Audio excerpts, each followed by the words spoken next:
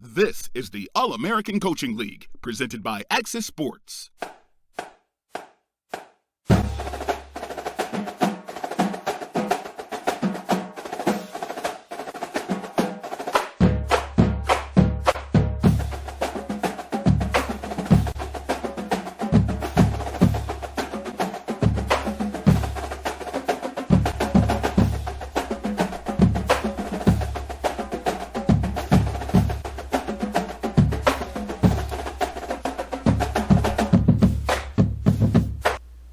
What's up, party people of the All-American Coaching League? What's going on tonight? Tuesday night. I feel like I was just here, Bob Funk. I feel like Freddie and you and me and all the guys, we were just hanging out here just a few minutes ago. What a night last night, folks. It was a very long night after a 2.5 hour, 2 hours and 40 minutes to be exact, delay about halfway through the last game last night due to a major internet outage in the Knoxville area. Well, we got back on. We got the last game done. Benji finished calling it. We wrapped up about 3 o'clock this morning, and here we are back at it again, 9 o'clock this evening for night 2 of week 4 in the All-American Coaching League, brought to you by Axis Sports. I am Dave Axis. I am your host for the evening. Let me give you a quick recap over last night before I pass it on to tonight's crew. Number 17, SMU, traveled to number 11, Kansas, and Kansas put on a clinic last night in a 31-10 victory. The second game last night, the 9th-ranked Colorado Buffaloes, coming off a loss last week, traveling to San Diego State, who is ranked 14th, was up 24-10 late in that game. San Diego State scored 28 unanswered points before Colorado put another touchdown on the board, but falls short of San Diego State by 7 points, 38-31. That was a hell of a game. Felter snatch. I don't remember which Felter snatch it is. I think it's Andy. I'm not sure. Yes, Kansas City won, Doug Britton. Doug Britton, you never responded to any of my DMs, by the way. He had 2 pick sixes in that game in route to San Diego State's comeback. So, Andy, it is Andy. Okay, Andy Felter snatch. And then in the nightcap, we played almost an entire half of football. Number 24, Marshall, traveling to number 13, Old Dominion. Old Dominion, as you remember, the preseason ranked number 1 team, won their first game, remained number 1 for the second week, and then 2 losses after that in weeks 2 and 3 dropped them to number 13. Marshall still at number 24, and Old Dominion definitely getting back on track last night with a 24-6 victory over Marshall. The only pick'em last night was the Colorado-San Diego State game, where AACL Nation picked Colorado 15-8. So we basically started off 0-1. We're waiting on Ives Van Hammer to get his booty in here into the booth. So while we do that, let me check the chat real quick, see who's jumping on. It looks like, oh, and look at that. I should have said your name earlier. Hey, welcome to the show there, Ives. Howdy. My plane just paradropped me in. Nice. We had a little turbulence. There was a gun misfire on board. No one was hurt, but I had to fly. Well, that didn't go very well. Oh, that's okay. Important. That's important stuff. Well, I'm about to talk to the chat here or do some shout outs, and then I will pass it over to you for the game that you're calling, since I sent you the graphic earlier today for it. It is you sent me about 17 graphics. Yeah, but I deleted 16 of them, so technically I only gave you 1. Another TV viewer: Biff Markham, Bob Funk, Def B, Dave Axis, FTO Payer, Gunny McGuire, K Axip 06, Lone Star Glory, and Packer Fred in so far. Doug Britton as well. Doug Britton, I don't know why you don't show up on my little thing here. Interesting. Is Doug Britton trying to go all stealth on us and shit, or what? I don't know what that's all about. But in any event, folks, here we go. We're going to kick off night 2 of week 4 And I'm going to hand it over to Ives Van Hammer and his crew. They can start breaking down this game. He can introduce his crew, and then we will get this thing kicking. So, Ives, take it away. Well, thank you, Dave. Welcome to this week of the AACL. We got Minnesota, we got Houston tonight. I'm joined in the booth by the illustrious Mr. Coach Klein, his words of wisdom, and also Krieg is our third wheel guy who will throw stuff over to. How are you guys doing tonight? Doing well so far, sir. Doing just fine. We'll try to change that. It sounds way too positive for this game. Tonight we got Zach Holdorf, otherwise known as Mr. Cornboy, the Iowa man himself, which is funny. I think it's funny that, of all the teams he picked Minnesota, when we all know he's Iowa faithful. Why did he do that? Who knows? But either way, it's Zach Holdorf is your assistant director, or athletic director for Minnesota, number 21. Winless Minnesota. Head coach is General Cornwall. They run that air raid offense with that 4-3 defense. Air raid offense. I mean, their offense hasn't been there. Start with you, Coach Klein. Do you think air raid is what they need to get that first win? When I was younger, I was taught if there's an air raid to get on the floor and stick your head between your legs and kiss your ass goodbye, and that's basically what Minnesota's done. I don't think you could sum it up any better than that. Some players to watch for Minnesota. You got Dog Holdorf. They are sponsored by Busch Dog Brew, the official sponsor or unofficial sponsor, I should say, of the Minnesota Golden Gophers. Wide receiver Will Woods.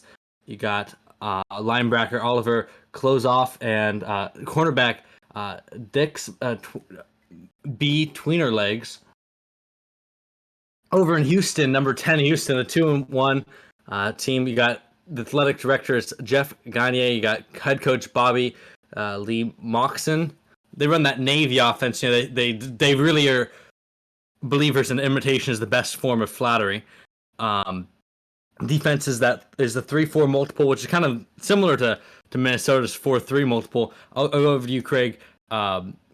For Houston tonight, do you think that imitating Navy's offense is going to get them that victory? Yeah, I think so. I think Navy has a solid offense, and I don't think Minnesota's air raid is going to be enough to win this one. It's the battle of passing versus running, I guess, in this game. Some players to watch is Cade Dean. Your team is in trouble when the one of your players to watch is your backup quarterback. They couldn't find anyone else on the team besides the backup to point out Justin Keys. Oh, apparently it's because Cade Dean got hurt, and so Justin Keys has all the stats, and so they want to make him feel special. Did they win last week? That's a question I need to find out. Calvin Harris is their defensive end, and middle linebackers Apollo Parsons. I wonder if he has any relation to the moon landing, faked or otherwise. But I'll go over to Klein. Who's your pick for tonight? I'm a big fan of Dog Holdorf. He's a very good running back when he doesn't have fleas. But I don't know. I just don't think that they can outplay Houston. It's kind of funny. Just thinking about this because you got the air raid offense from Minnesota, and their quarterback is not one of their players to watch.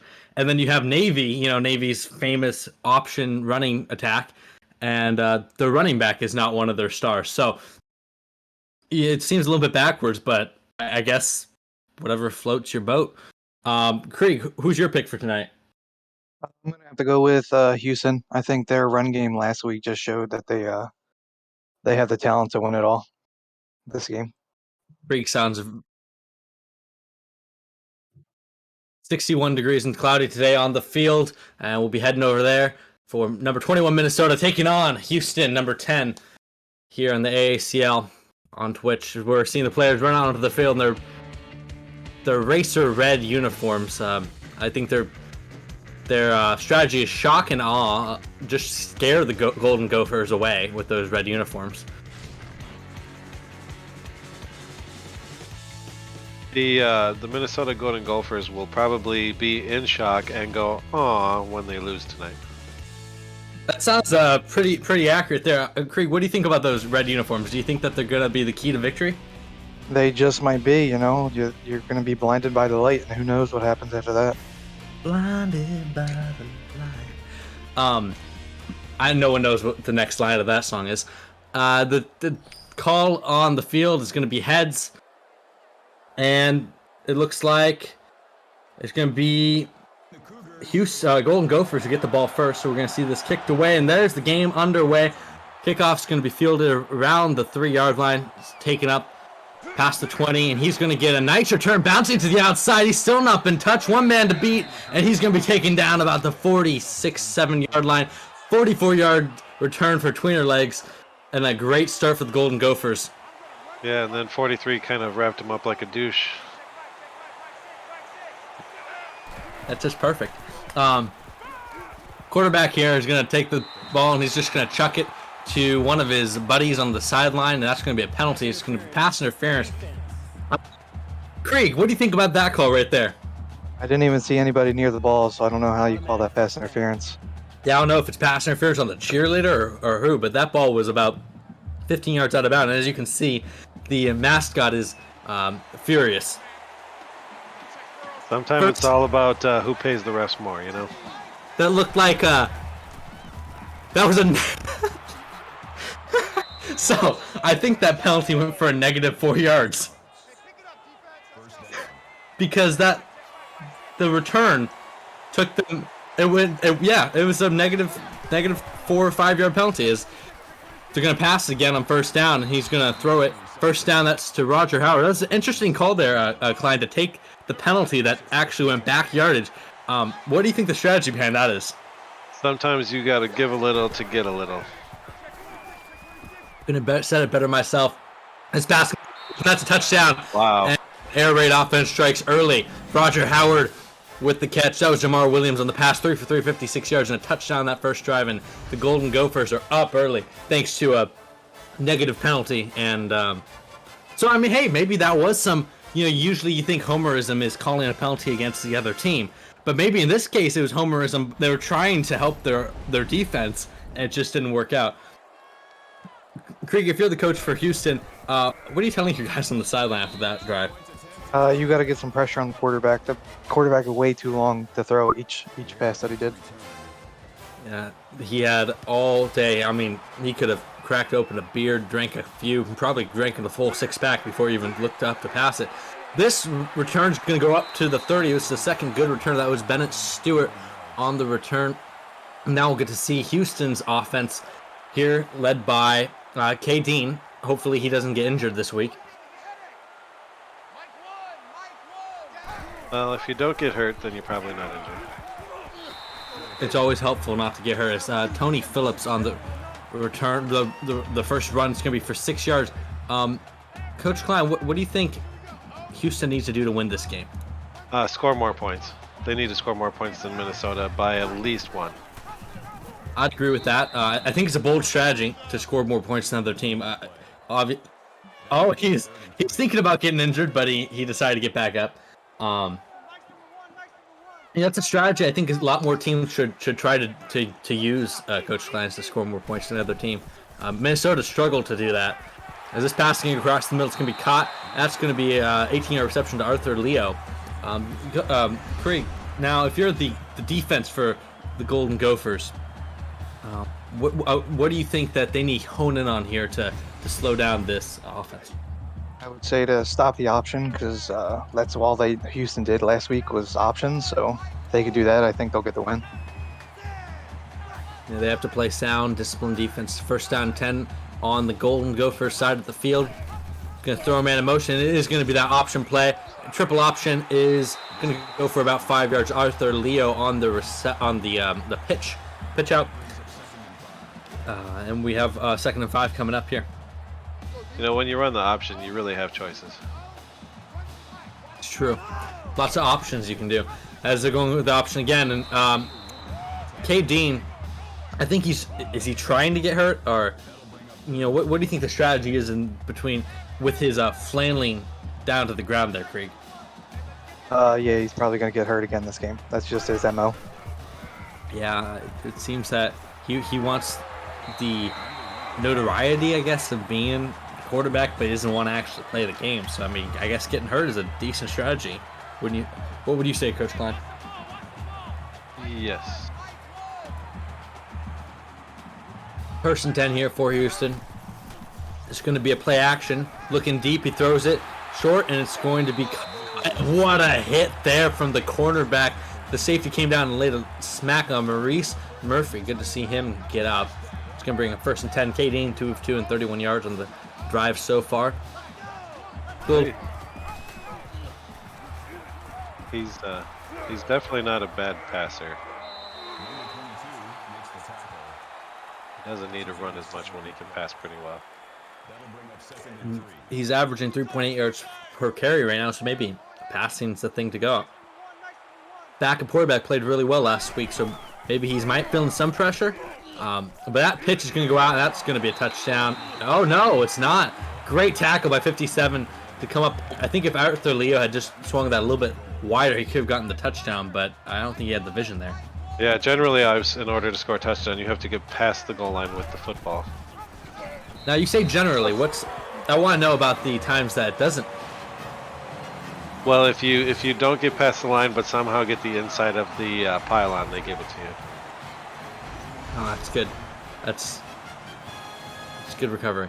Well, it's just it's good information there. I mean, that's good to know that you don't need to always get inside the line.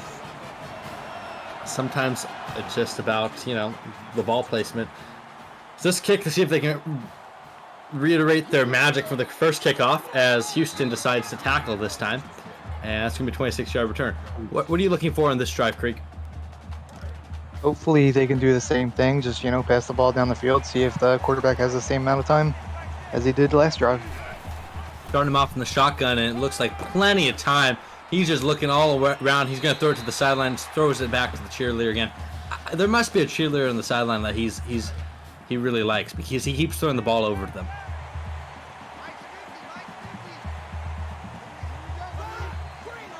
Second and 10 here for Houston. Throws a man in motion. He's going to look to the corner route. That's going to be caught. 1st down and 10. That's Will Woods on the 22-yard reception. That was a nice pass there, Coach Klein.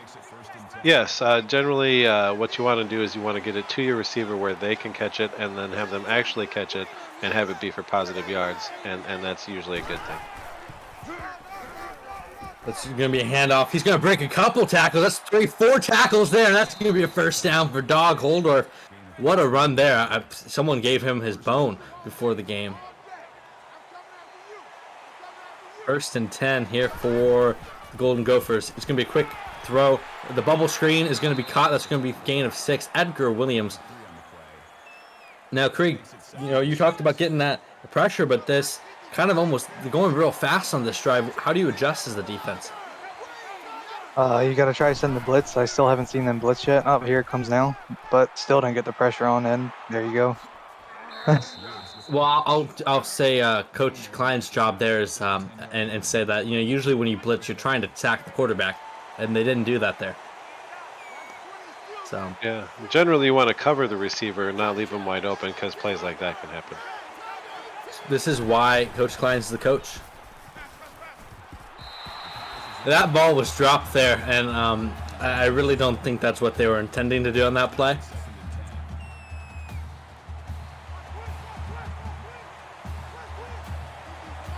Second and 10 here for the Golden Gophers. It's going to be, they're bringing the blitz again. They're going to throw the slant. That's a touchdown to James Latimer, 10 yards, and Golden Gophers are up 13-7 in the first quarter. Yeah, basically, if I design a play, that's what I ultimately want it to do. Now, for all your aspiring coaches out there, I would write that down. You want your plays to be successful, and Coach Klein, he definitely knows how to draw up a play. What do you think of that? If I can speak, what did you think? English is hard sometimes. What did you think of the drive there from Minnesota, Craig? It was well executed. Blitz didn't even phase them, so looks like Houston's going to have a hard time stopping this offense. Yeah, it's looking like a long night for the defense. They're showing some highlights there. You see the 2 touchdowns, one from the Houston, one from the Golden Gophers. Golden Gophers are up 14-7 here in Houston. Number 21 versus number 10. Upset alert a little bit. I mean, it's way too early for that, but might as well say it. Triple option here, and the quarterback's going to keep it, and he's not going to get much. That's only a yard there. Yeah, generally, when you're running the ball, you want to stay away from the other team, and he went right into the other team's player. Not the greatest strategy.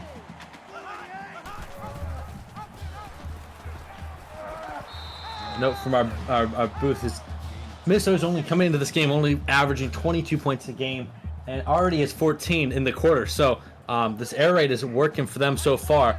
As 3rd and 7, big 3rd and 7. This could be a momentum shifter here for the Golden Gophers.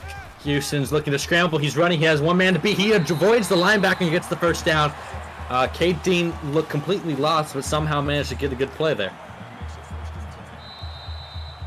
Yeah, when you break a tackle and don't go down, it helps to get more yards. End of the first quarter. Minnesota is up 14-7 here in Houston. Now, Coach Klein, he seems to be very theatrical in the way he runs. Whenever he gets bumped at all, he kind of flails around. Do you think that's part of the strategy? No. That's picked off. Excuse me, that's picked off, and that's going to be a touchdown for the Golden Gophers. Throw the bubble screen. They should have kept it on the ground, and Harry Ascrackett takes that back for a touchdown, and it's 20-7. Go on, Coach Klein. What were you saying? I was just saying that in high school and here in his time in college, he's been quite a fan of being a member of the drama club in high school and a part of the drama department here in college, and so I think he likes to bring those theatrics that he learns in class to the field. I think he needs to reread his script again, because I don't think that was in it. Pick 6 for the Golden Gophers puts them up by 14 points, and Minnesota is almost 1 point away from their average points per game, and we just started the second quarter. Kick returns coming out. He breaks 2 tackles, but he's brought down by the third. Deon Ware brings it out to about the 22-23 yard line. What are you expecting out of Houston on this drive, Craig? They need to go back to running the ball because passing's obviously not working for them. Yeah, it's maybe they should stick to the ground game. And as we say that gets stuffed. Tony Phillips on the 0-yard run.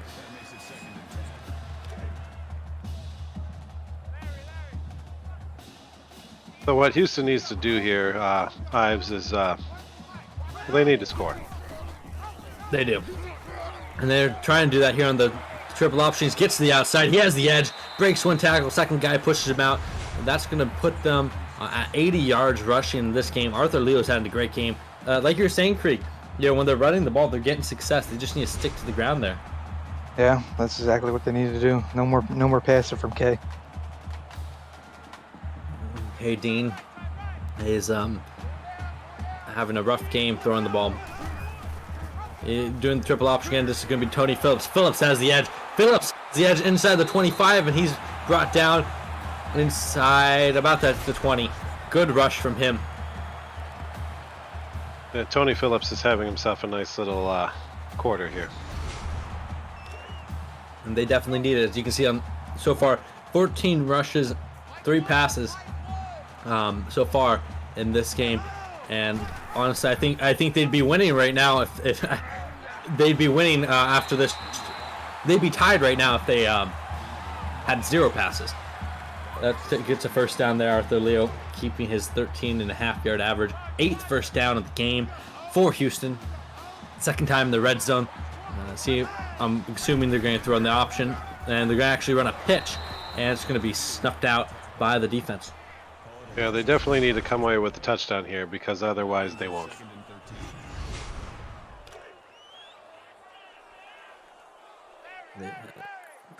Second and 13 now for Houston. They're going to try to run the triple option, flips it outside, and he's going to get that inside the 10. Damon Roth with the 7-yard run. It's going to bring up 3rd and 6. Craig, what's your play here? Maybe a QB sneak, come out in the pass, and then have K. Dean running up the middle. They're going to actually go through the pass, and he's going to throw a touchdown. A.J. Gary with the 7-yard reception. It's going to bring them within 7 points pending the extra point. And that was the comeback drive they needed, wasn't it? Yes, they definitely needed to have this touchdown here because otherwise they wouldn't have as many points. That's definitely true. They need those points to win. I've heard. Though if you count legal points, Houston's still winning, but that's a whole different ball game. Kickoff here for Houston. The kick is a good kick. Gonna get down to about the 5-yard line. Golden Gophers gonna take this back out, and it's gonna get out to the 25. Roger Howard on the return. Would you change anything if you were Golden Gophers, Krieg? Not even a little. There's no need to. They haven't been stopped yet. Yeah, keep going until you've been stopped. Dog Holdorf, not as good of a run as his last one. It's going to go for -1. I do agree, Bob Funk, Coach Klein. There's a reason he's the coach. Is because he has all the best insights. Yes, and if I were Minnesota, I would change my uniforms because they are butt ugly. Now, I don't know, Krieg. Do you think they're butt ugly? Yeah, they're pretty butt ugly. Yeah, they're not the best. Though, are they? Now, let's do a little vote here. Which is better, Houston's or Golden Gophers? Tonight would be Houston's. That's impressive. There's not many times you can show up in an all-red suit and be the best dressed. It makes it so that you can't see if K-Dean is actually on his period or not. Hey, that's important. That's a very he's very sensitive about that being in drama class. Bennett Stewart with a 9-yard return, and that's going to bring up first down and 10 for Houston. I think now, Craig, if Houston had better, or Minnesota had better uniforms, do you think that they'd have a better record? That could be the case. You need to look good to win. You do need to look good to win. I think if Holdorf had just stuck with Iowa and the Corn Boys or whatever. Oh, he couldn't. I'm hearing Iowa's considered a big school. I don't know who decided Iowa was considered big. This run's going to go for about 23 yards. Good run from there. I don't know. I do believe that in a whole nother reality, Iowa is actually playing for the Big Ten championship. Now, that could be true, but it's still Iowa.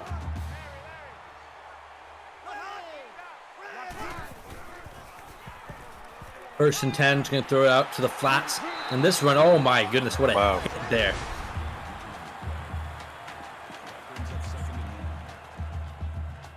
Eon Ware had a very nice tackle there. He held on to it. It was a good play by the receiver, good play by the cornerback. As I'm hearing, I'm supposed to apologize to Iowa for defamatory speech. I'm sorry. I'm sorry to your Corn constituents. Only speak the truth, and sometimes the truth hurts. But apparently, Zach couldn't choose Iowa, so I see why he chose Minnesota. So he could have chose better uniforms. 3rd and 1 coming up here for Houston. This is a big 3rd and 1. And it's going to be a handoff. It's going to pull out the running back. Big handoff. It's going to be a QB run, and that's going to be a first down. K. Dean with a 13-yard run. And that's just how they drew it up. If I could point out one good thing about Iowa, they have this thing there in Des Moines called Fong's Pizza. Chinese pizza place. It's delicious. Try it out if you're in Iowa, apparently.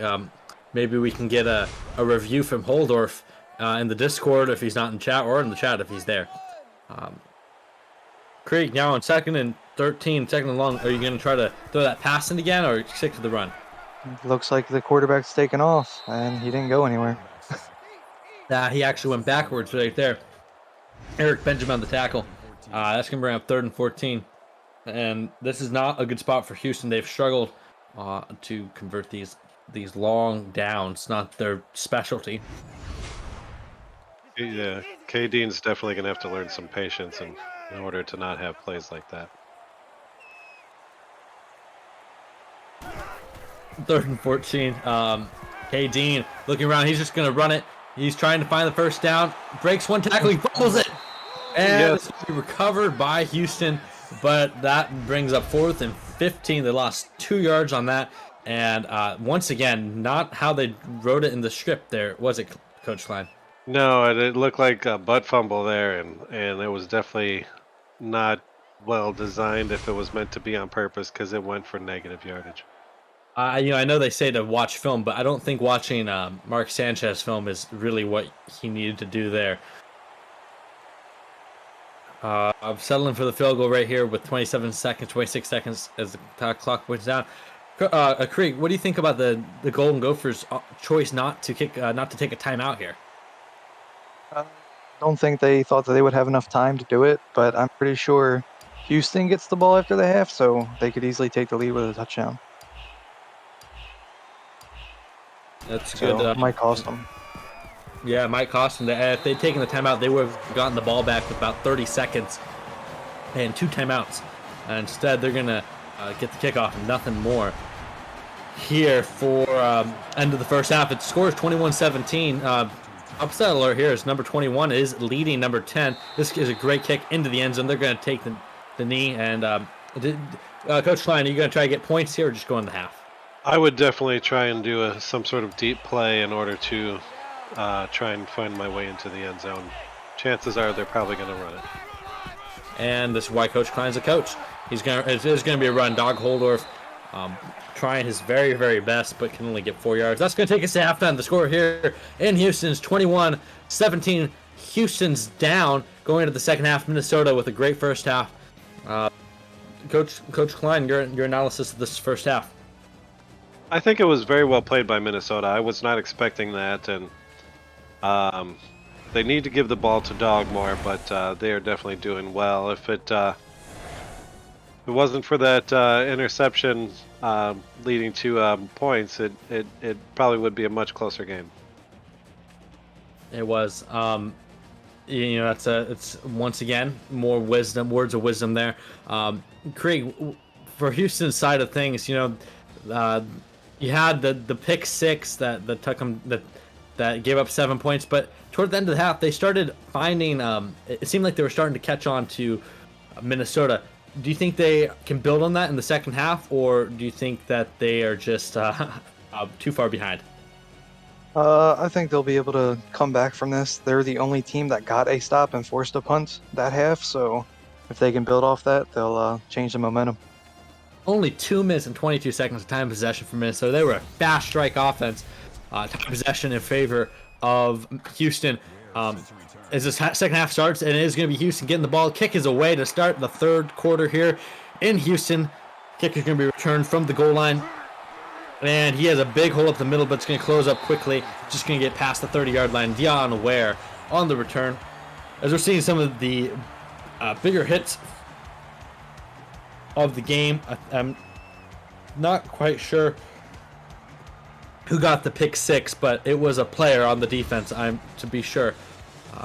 Take a look at our viewers in the chat. We got Access Sports, of course, another TV viewer, Biff Markham, Bob Funk, C. Rowland, 71. Oh, yeah, that's Chad Rowland. Dave Access, that guy, let him in again. DEFB, it's a D fullback. Is that run, quarterback run? Good tackle, he's gone. Nobody's going to catch him. The 20, the 10, the 5. Houston's on top here in the third quarter. K. Dean with the run, he hurt us, but the personal foul clipping. That's going to come back. That is it's going to be on Houston, and it's going to come back. Oh, that penalty hurts. That penalty really hurts if you're Houston. That was a huge play. Coach is mad, and I would be too. Going back to the rest of the guys in chat, you have David Leathers, Doug Britton, F, Taupe, Air, whatever your name is. Jeez. I swear, some people just smash their face on their keyboard and say this looks good. Goals official, K. I always think this says Axis, but it's Axpis. Lone Star Glory and Freddie. Thank you all for watching this game. That was a terrible turn of events for Houston. That could have really changed momentum. Coach Klein, do you think that's going to take the air out of their tires? I think it is definitely going to affect them mentally, which it does seem to be causing problems right now. And if I was Booby Leo, I would definitely be very upset. I would be as well. Second and 11 here for Houston. Keeping on the ground, no surprise there. This triple option attack has been their go-to all game. It's going to be Dean on the run, 5-yard run. That's going to bring 3rd and 7. Krieg, now having a big play like that called back, what does that do for defense mentally to kind of almost get one back? Definitely pumps them up. Try to get this stop, see if they can do it, and they do. So there you go. There's the momentum swing that Minnesota needed. Now let's go over to our strategy master here, Coach Klein. What do you think about the strategy of throwing it out of bounds on a 3rd and 7? I think that it gets you nothing positive except for not turning it over, which in some cases you don't want to turn it over, so that might be a good play at times, but right there I don't think it was a good play. Yeah, I think usually you're trying to get past the first down, but I don't think they agreed with me on there. As they're going to go with a pass here, no surprise, rolling out to his left, and he's going to go down. Amir Williams was tackled. A.J. Monroe, 2nd tackle for loss, 1st sack of the day. Yeah, that was a coverage sack. Yeah, if the coverage is really good, it doesn't give the quarterback anything.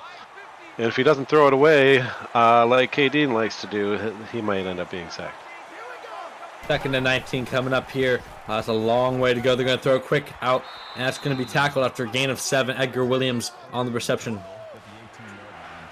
That's going to be 3rd and long here for the Golden Gophers. Amir Williams is 9 of 12, over 130 yards passing and 2 touchdowns.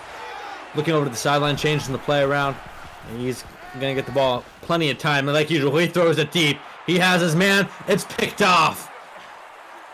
Houston with the stop they needed, and this can brought up all the way to the 20, 15 knocked out of the 15-yard line.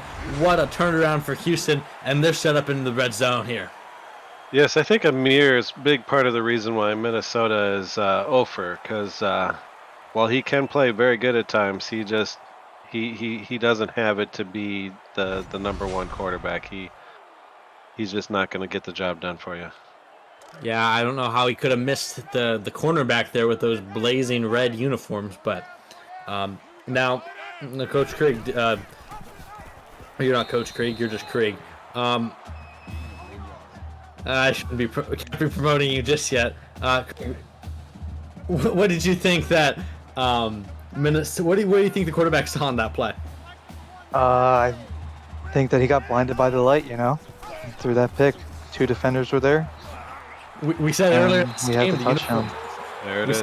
In this game, the uniforms might be the difference, and I think you're right.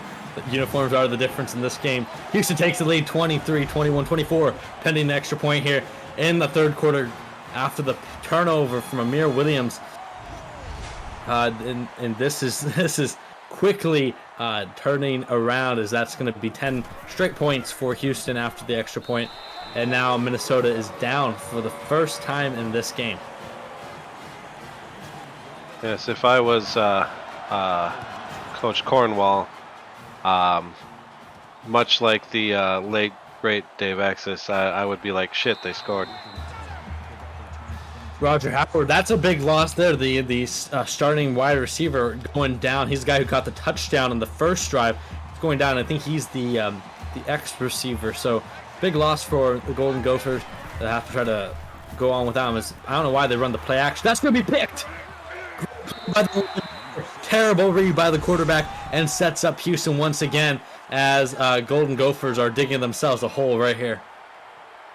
Yeah, that linebacker was there the whole time. I don't know why you throw the pass right to him like that. Amir does make some bad decisions, and like I said, I think he's the reason why Minnesota is the offers. Craig, how do you if you're talking to your quarterback on the sideline, how do you adjust this? It feels like it's the yarn ball is coming apart right now. What do you do to stop the bleeding? You need to tell them to stop looking at the red jerseys and start throwing it to the white ones. You know, I think that's some information that he does not have right now, and he's not following it. He really needs to. I agree. Stop looking at those red uniforms.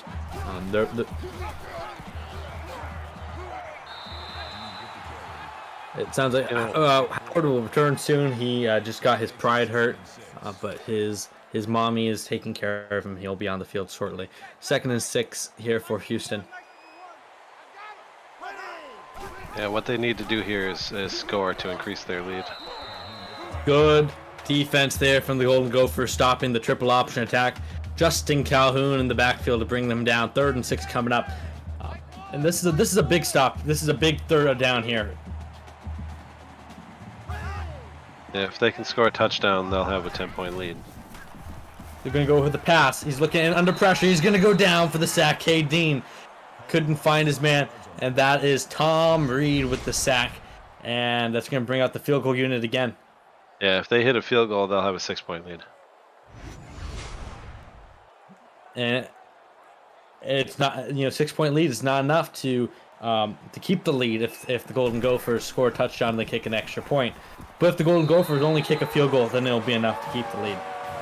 True, unless they score a touchdown and don't get the extra point, in which case it will be tied. Yes, it will. It will. But I think the goal for Minnesota on this drive has to be to score the touchdown and the extra point.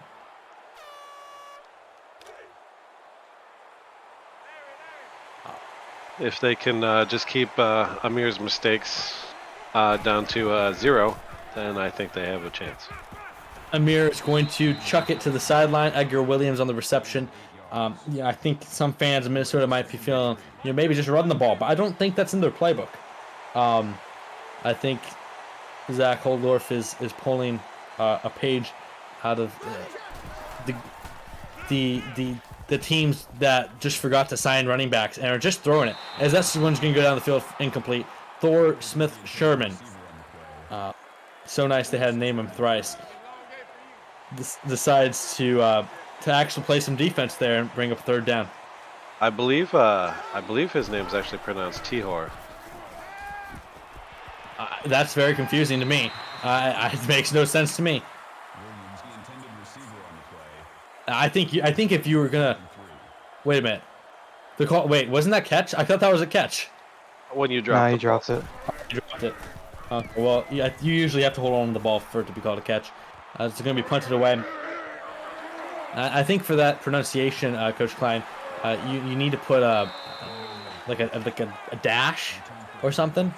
Well, no, not if you have a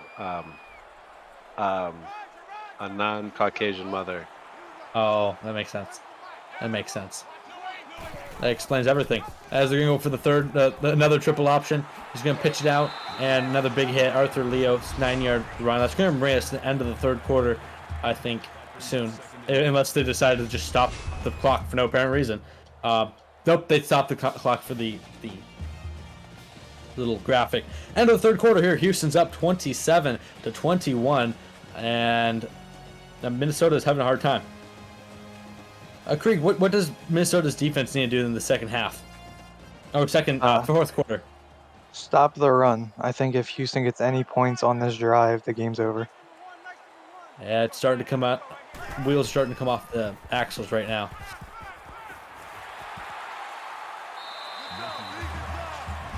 I'm hearing from our great producer, the late great Dave Axis, that all games this week are divisional games. So not only is Minnesota losing, they're losing to a divisional opponent, which, as we all know, you just can't do. You can, you just don't want to. Actually, you could say half the teams lose to their divisional opponent every year. Well, that's true, unless they tie. True. That is, this is why we have Coach Klein here. Cade Dean on the run. That's going to be 2nd and 2. They're trying to seal the game here with a touchdown. Going with triple option once again. Cade Dean doing his best Mark Sanchez impression and hugging his lineman, but I don't think that's a good strategy there. Well, you're talking about sealing the game, and there's the phrase about sealing things with a kiss, and then there's the phrase about every kiss begins with K, and so it all starts with KD, and I believe. There's always a beginning, and he is at the beginning here. That's going to be a first down for him, 4-yard run, and the Golden Gophers mascot is a little confusing because he's smiling, but he's shaking his head. I think he has a little trouble expressing his emotions. Maybe he needs to go through emotional therapy class. Class I'm very familiar with. It's, the teachers are nice and all, but unless it's a case like my mother, my late great mother used to tell me, knock that shit off or your face is gonna freeze that way. Maybe that happened to him. You're saying maybe his face froze. Correct. So all of the kids listening at home, this is a warning example. Don't end up like the Golden Gophers mascot. You'll end up with an ugly uniform and a permanently smiley face, as he's just livid on the sideline right now. First goal here for Houston. Going to be pitched out, and he has zero vision whatsoever. I think he needs to get some glasses. What do you think, Craig? Yeah, for sure. He just ran into 3 bodies for no reason. That was almost close to being a tackle out of bounds by Day Ion, because he was nearly out of bounds, and that would have been a penalty right there. And that's not what you want to do right here. Second and goal, and they're wearing the clock all the way down.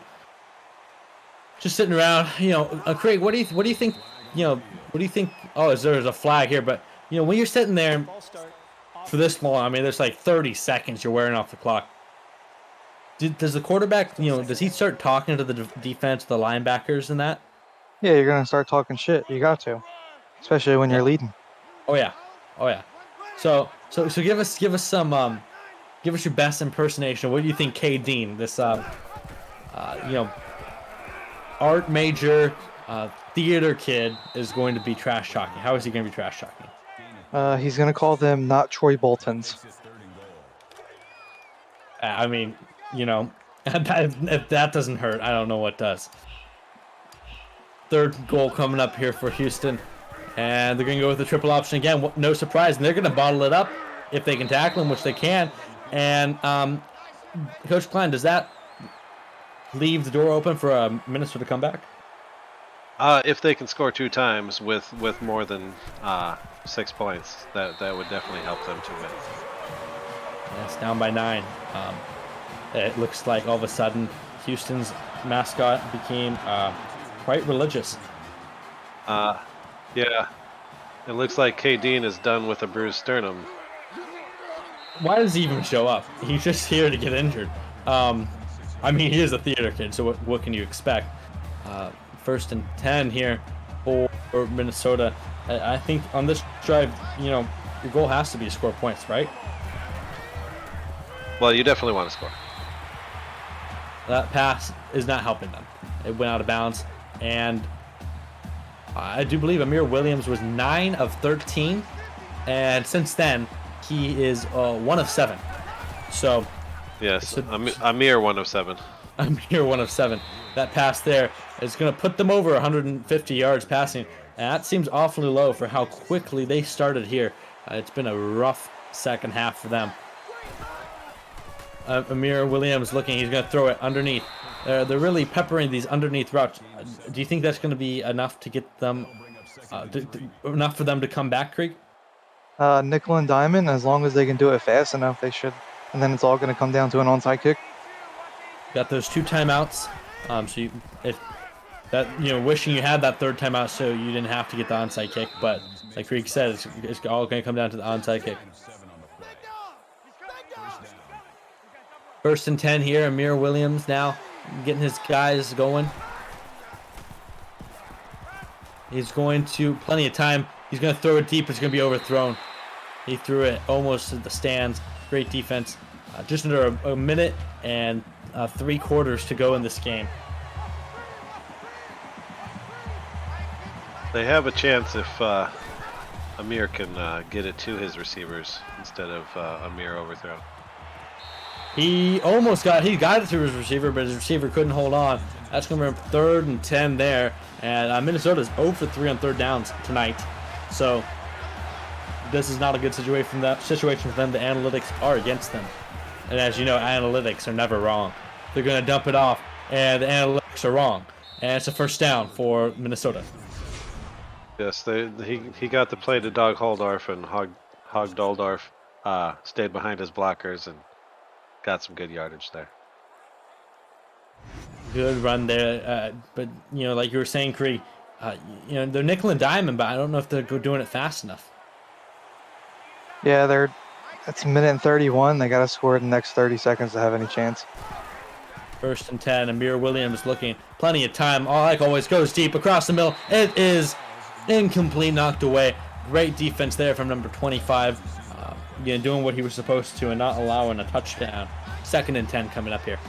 If that was Andy Dake, my quarterback, I would have informed him to throw it to the guy that was open in the corner of the end zone rather than the guy covered at the front of the end zone. What a terrible throw there, severely behind, and that's going to steal the game. That's a pick 6 there for Houston. Amir Williams is going to be a mere 0-4 after this game. 3 turnovers this one as Houston takes the lead or keeps the lead and extends it now up to 36-21.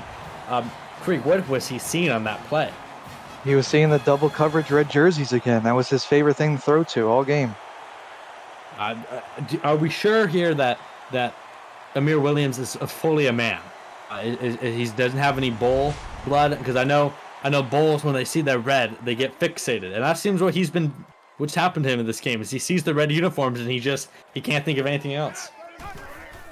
Houston definitely outplayed him with that red jerseys. And let's give credit to where credit's due. That was well read and well played by Nigel Mayhew. Yes. Great play by him. And as we said from the beginning, it was going to come down to the uniforms, and the more strategic uniform won tonight, and that was Houston.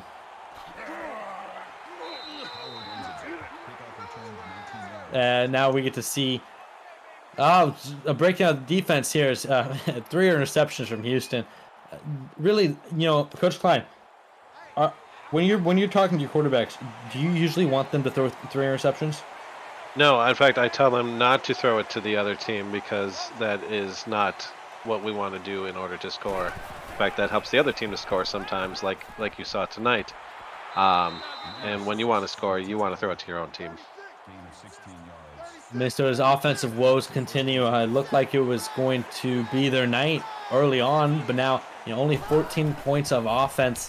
One of those touchdowns obviously came off of pick 6 as that pass is dropped. What's next for Minnesota, Krieg? Probably 0-5. Well, I mean, if they were playing another team with red jerseys next week, they're definitely going 0-5. As Amir Williams is just throwing the ball around, trying to, save his bacon, make some friends maybe. But he's just now getting over 200 yards. Stat padding. Apparently, Minnesota's playing San Diego State. They have black and red jerseys, so you might as well just chalk them down as 0-5 right now.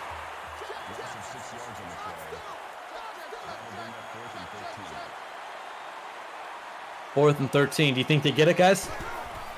Probably not, based on the way we've seen this go tonight. And you'd be quite correct, as that ball was intended for, I think, the 793rd blade of grass there from the left. But he couldn't bring it in because he doesn't have hands. Yeah, you need hands in order to catch a ball. Thank you to everyone who watched tonight for this game. Houston is going to win. They're going to go on to win. Looks like 36-21. All the viewers tonight for stopping by. Obviously, we got 3 more games, I think, coming up. All divisional matchups. Don't go anywhere. We're going to send it back over to the late, great Dave Axis after we look at stats tonight. But, not all...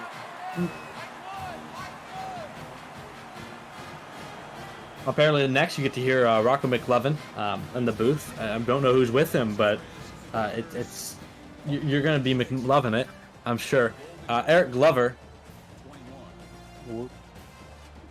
Yeah, it's going to be myself and D-Snuts with Rocco McLovin on the next game. I mean, any call with Coach Klein is going to be a very astute and educated one. That's the finals. 36-21. Houston knocks off Minnesota. Minnesota stays undefeated in the wrong way, dropping to 0-4. And the Houston's now 2-0 in the division. Now, something caught my eye. The kicker won player of the game, Krieg. Yeah, I mean, he had 1 field goal and all the extra points, so I mean, he well deserved.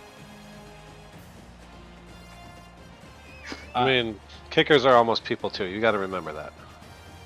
Almost. They're like 78% of a human. Getting some shots of the game. I don't really know why you want to save any of these horror uniforms in your memory, but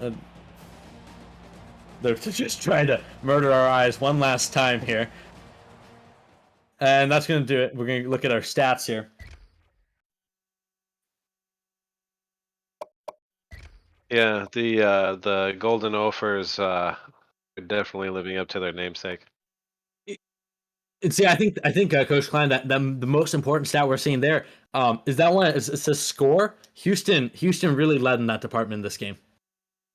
Yeah, so when you lead in scoring, you generally come out a victor.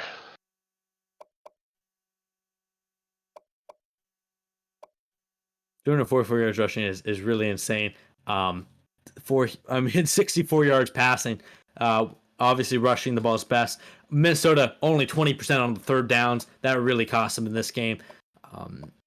As you see, the three turnovers obviously hurt them a lot in this.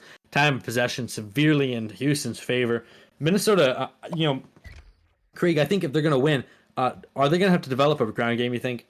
They have to. You can't leave Dog Hordoff out of the game the whole time. I mean, that's a key part of your team.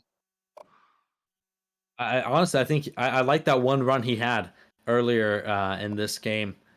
He had, I think, maybe touched the ball 3 times, and one of his runs was for 20 yards.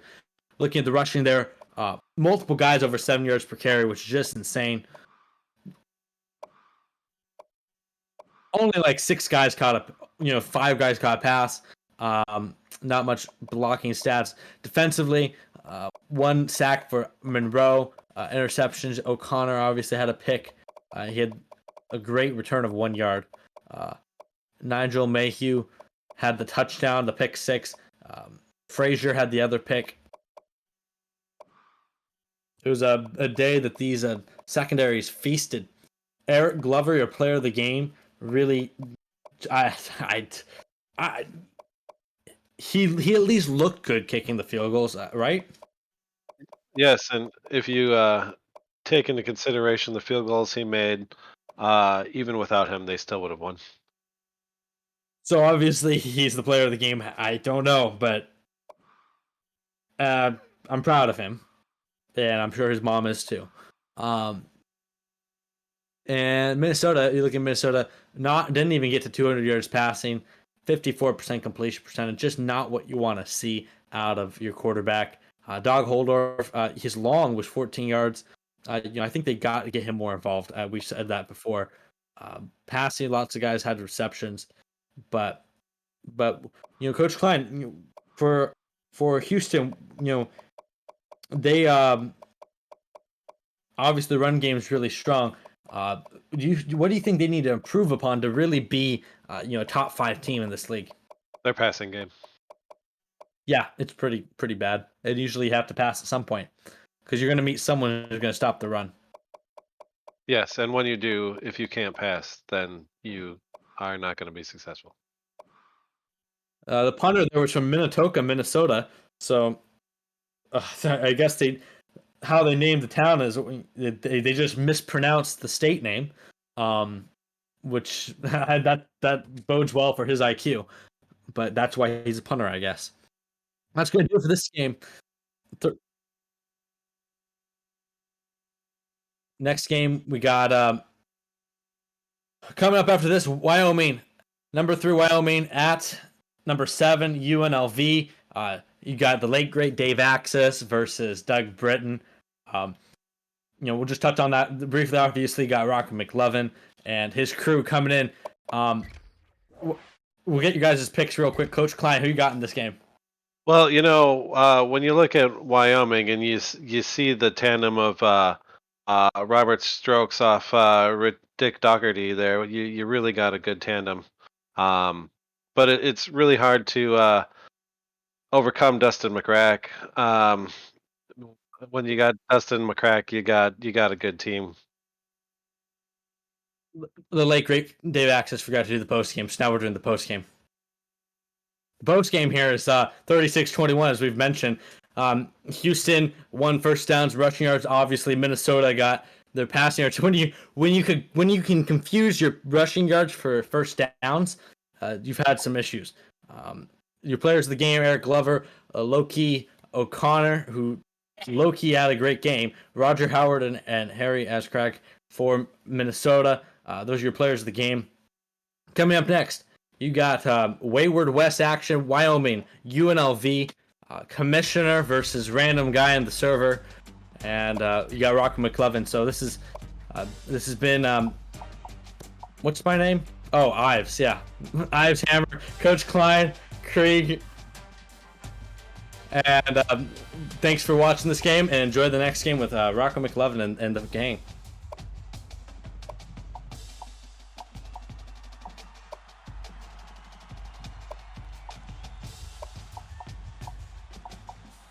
Yes, can we get Rocco McClevin a mic here?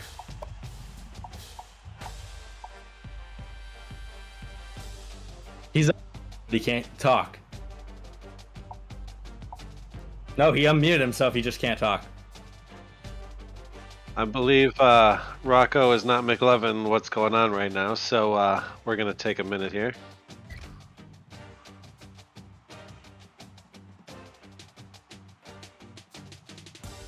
Rocco McLovin not being able to talk. That's just how I felt in school whenever I had to give a presentation. I muted myself in my brain and still couldn't talk.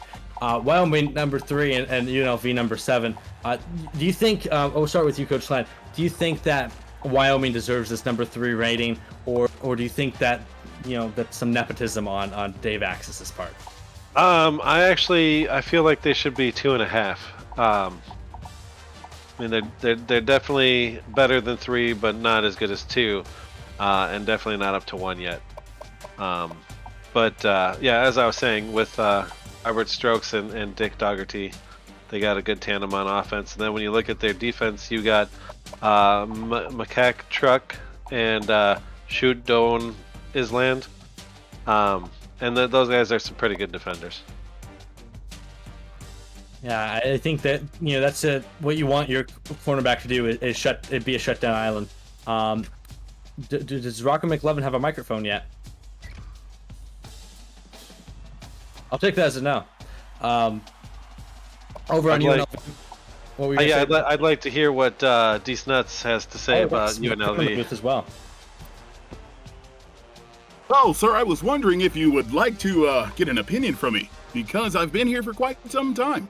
And I do have an opinion on the game. So, taking a look at this particular game between Wyoming and UNLV, Dustin McCrack is always something to watch. You can never have too much Dustin McCrack. And so I'll be looking at him. I'll be looking at McCrack to put on a great show tonight. And I expect UNLV to upset here against Wyoming, because Shutdown Island hasn't really been shutting down like the island that he's supposed to be. So I'm interested to see what will happen when we get a little bit of Dustin McCrack. Well, okay. It looks like we got Rocco back finally. We finally got it, I think. Thank God. Okay, I'm telling you, man, I'm having some weird issues with this microphone. All right.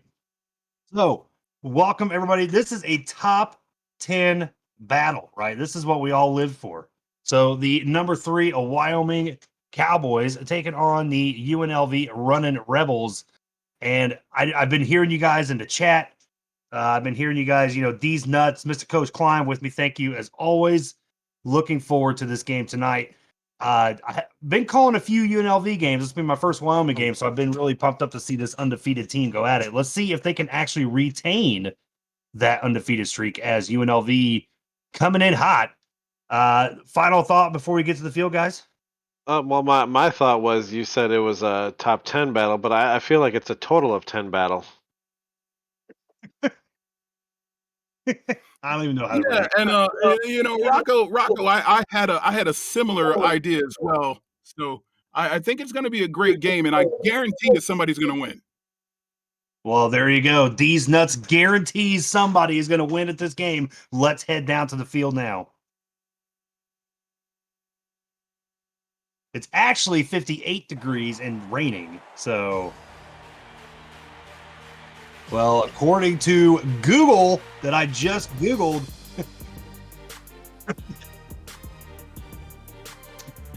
well, there you go. Our Lord and Savior, Dave Axis, has stopped the rain in UNLV. So The late great Dave Axis. the late great Dave Axis. I'm sorry, rest in peace.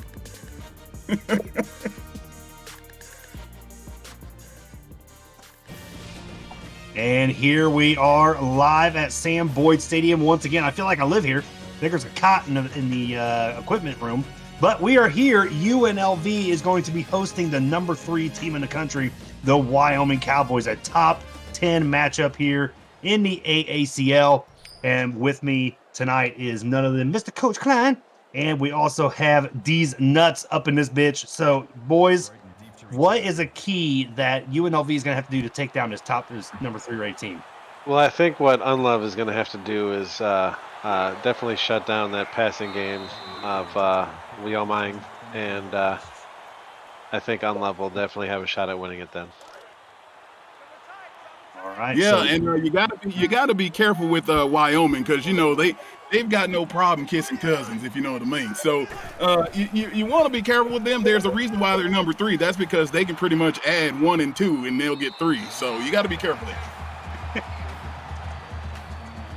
all right. So Scott Johnson here with a 6-yard catch. McCrack, Dustin McCrack, coming in this game. This is a Wayward Division game. McCrack drops back. He's looking. He's going to has plenty of time. He fires over the middle, and that's going to be complete. And a big gain there for Denimbola, a 20-yard gain, first down, UNLV. Yeah, if you have as much time as McCrack does to throw the ball there, you're generally going to have something positive come out of it. Those notes coming out of Coach Klein's green notebook, and he had to throw that one away. Incomplete pass. It'll be 2nd and 10. 2nd and 10 usually happens after you don't get any yards on 1st and 10. That is very true, Coach Klein. Running Rebels lining up, but it looks like somebody may have been jumping around a little bit. Let's get the call. It looks like it's going to be a false start on UNLV, number 78 with the call, and that will repeat 2nd down. Yeah, there was definitely some traveling there on UNLV. And so UNLV is going to line up here. It looks like they are in the weak eye formation. McCrack does a quick step, throws it way over, and didn't really look like there's a lot of pressure there, these nuts. Yeah, I tell you, if you can't get pressure on McCrack, you'd be surprised at what's going to come out of it. So you got to get pressure on McCrack. Shotgun formation. McCrack looking deep down the sideline, and that is going to be intercepted here by Wyoming. They're going to get a pretty decent field position here, and they're going to be knocked out about the 46. And what an interception there. Like, good luck with that. With an interception. He just told up McCrack, good luck with that. Yeah, he definitely had good luck with that because when you read the ball and play it like that, you're usually coming away with an interception. And here You comes see what happened? Good things happen when you can get to McCrack. that is correct. Richard, is this going to be Doherty? And it looks like he's going to be stuck there. But he's going to end up throwing the ball. It looks like it's going to be out of bounds here. And I don't know what exactly happened there, if he just totally forgot where he was at or what, but it is now 2nd down. I think that was a modification of the Statue of Liberty play where you stand there and hold the ball. His was more of the constipated of Liberty. Shotgun formation, and that ball was tipped away, incomplete. And looking in the chat here, Lone Star Glory saying the quarterback was crowning. So congratulations to Richard Doherty, who was at 9 centimeters, according to Lone Star Glory. And that is going to be a complete pass. Brian Zachary with a 7-yard gain. And it looks like let me tell you, that's crazy. It's going to bring up 4th and 3, and Wyoming looks like they're going to go for it here. Doherty drop it back. He's going to fire over the middle, and that is going to be a completed pass to David Andrews for 14 yards, and that's a first down. Yeah, That's Dick really got it. very aggressive. They all give me the doggone microphone there, Coach Klein. That's very aggressive there on Wyoming's part. They're going for the gizzards on that one. You got to give it to them. There's a fake handoff. It looks like he's going to get the screen to the outside. David Andrews just barely getting the first down there. 2 catches for 24 yards today for David Andrews.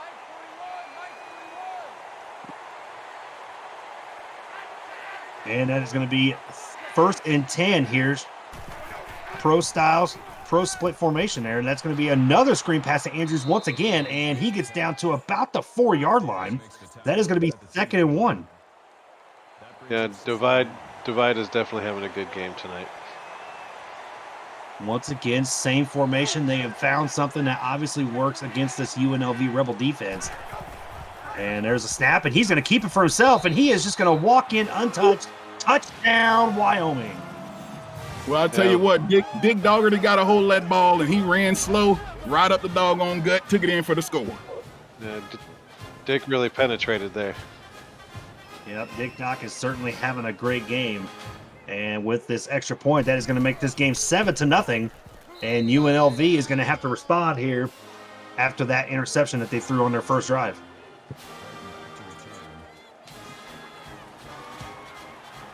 So, Mr. Coach Klein, what is UNLV going to have to do here to answer back? UNLV is definitely going to have to not turn it over and at least put some points on the board if they're going to want to stay close, if not tie up the game.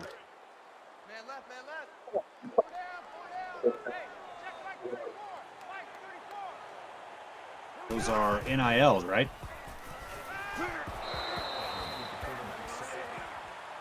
Loss of 12 yards on the play. That'll make it 2nd and 1. TikTok. All right, we are getting our producer in the back is just telling stories while we're trying to broadcast this game. Wow, what the hell he missed though was a big sack on Dustin McCrack. Yeah, that sounds right. And that is going to be 2nd and 22. And that's a quick snap right there. And that was not really a good play there by UNLV. I'm going to tell you something. There isn't, whatever your name is, there's nothing worse than having a big sack on you when you're not ready for it. That is correct. You do not want a big sack on you when you're not ready. I mean, the only person I know that is all-time ready for any sack at any time is none other than the bitch himself, Eagle Mondavi. But I digress. 3rd and 23, shotgun formation, 4 wide receivers set coming out for the runner Rebels. McCrack drops back. He's looking. He's got plenty of time. He's going to fire, and he finds his man, Matty Britton. He breaks 1 tackle, does not break the second, and that is going to be a 19-yard reception just short of the first down, and it's 4th and 4, and the runner Rebels are going to be punting this one away back to Wyoming. Yeah, it definitely gives them better field position for giving the ball away. Yeah, I'll tell you what, Tony, that sack, Tony, whatever your name is, Tony, that sack really cost them, man. They ended up losing 8 or 9 yards, and that's why they had to punt. He gone was not gone. He was actually just stopped right there at his spot. And Wyoming is going to take over here at the 38-yard line. It's going to be 1st and 10 for the Cowboys. Man in motion coming out of the backfield. Doherty looking. He's going to be firing over down to the side, and that is going to be completed. And just short of the first down, Brian Zachary with a 10-yard catch. Yeah, it was a nice catch. But if I could just make one comment to, if I could make one comment to my esteemed colleague here, D Snuts.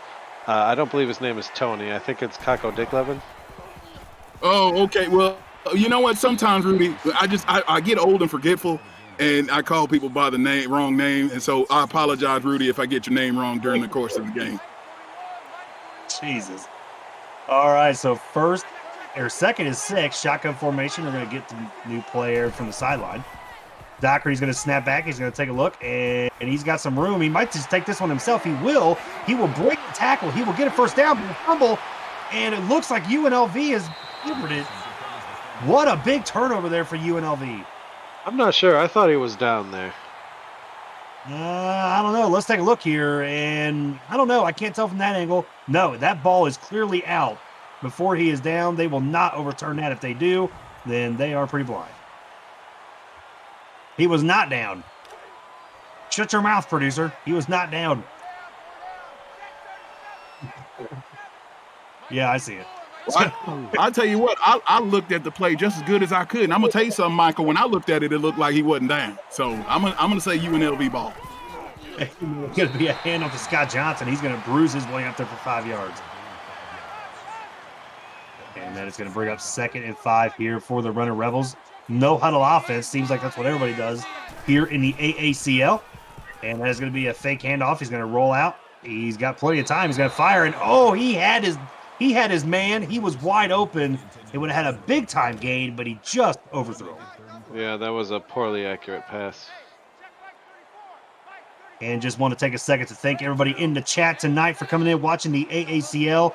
You are watching 2 top 10 teams going at it. Looks like Bob Funk is in here. And look at this. Speak of this, another interception thrown by Dustin McCrack, and Wyoming with some great field position down at the 40-yard line. I'll tell you what, Dustin McCrack is wide open, and he is letting anybody in that won't see him. And I want to thank, like I said, once again, thank everybody. Doug Britton, it's not looking good, buddy. I don't know exactly what you need to do, but tell your boys to get off their ass. Here we go, 1st and 10 from the 40-yard line. Wyoming coming out here in that shotgun set. Doherty dropping back. He's looking, and he's going to fire to the outside. And, oh, that was almost an interception there by Jason Davis. You know what the problem is they're in Las Vegas, and if you talk to Mr. Deese Nuts here, he'll tell you what it's like to bang a showgirl, and I think most of these guys have been banging showgirls. Yeah, I absolutely agree with you, Christopher. That's exactly what it is. That was a nice play there from the UNLV defense. So now Wyoming here in a 3rd and 10 situation, looking to try to take advantage of that turnover. Shotgun formation once again. Doherty drops back. He's going to fire, and he finds his man, and it looks like, oh, look at this, breaking tackles left and right. Robert Stokes with a 9-yard reception, but he is just short.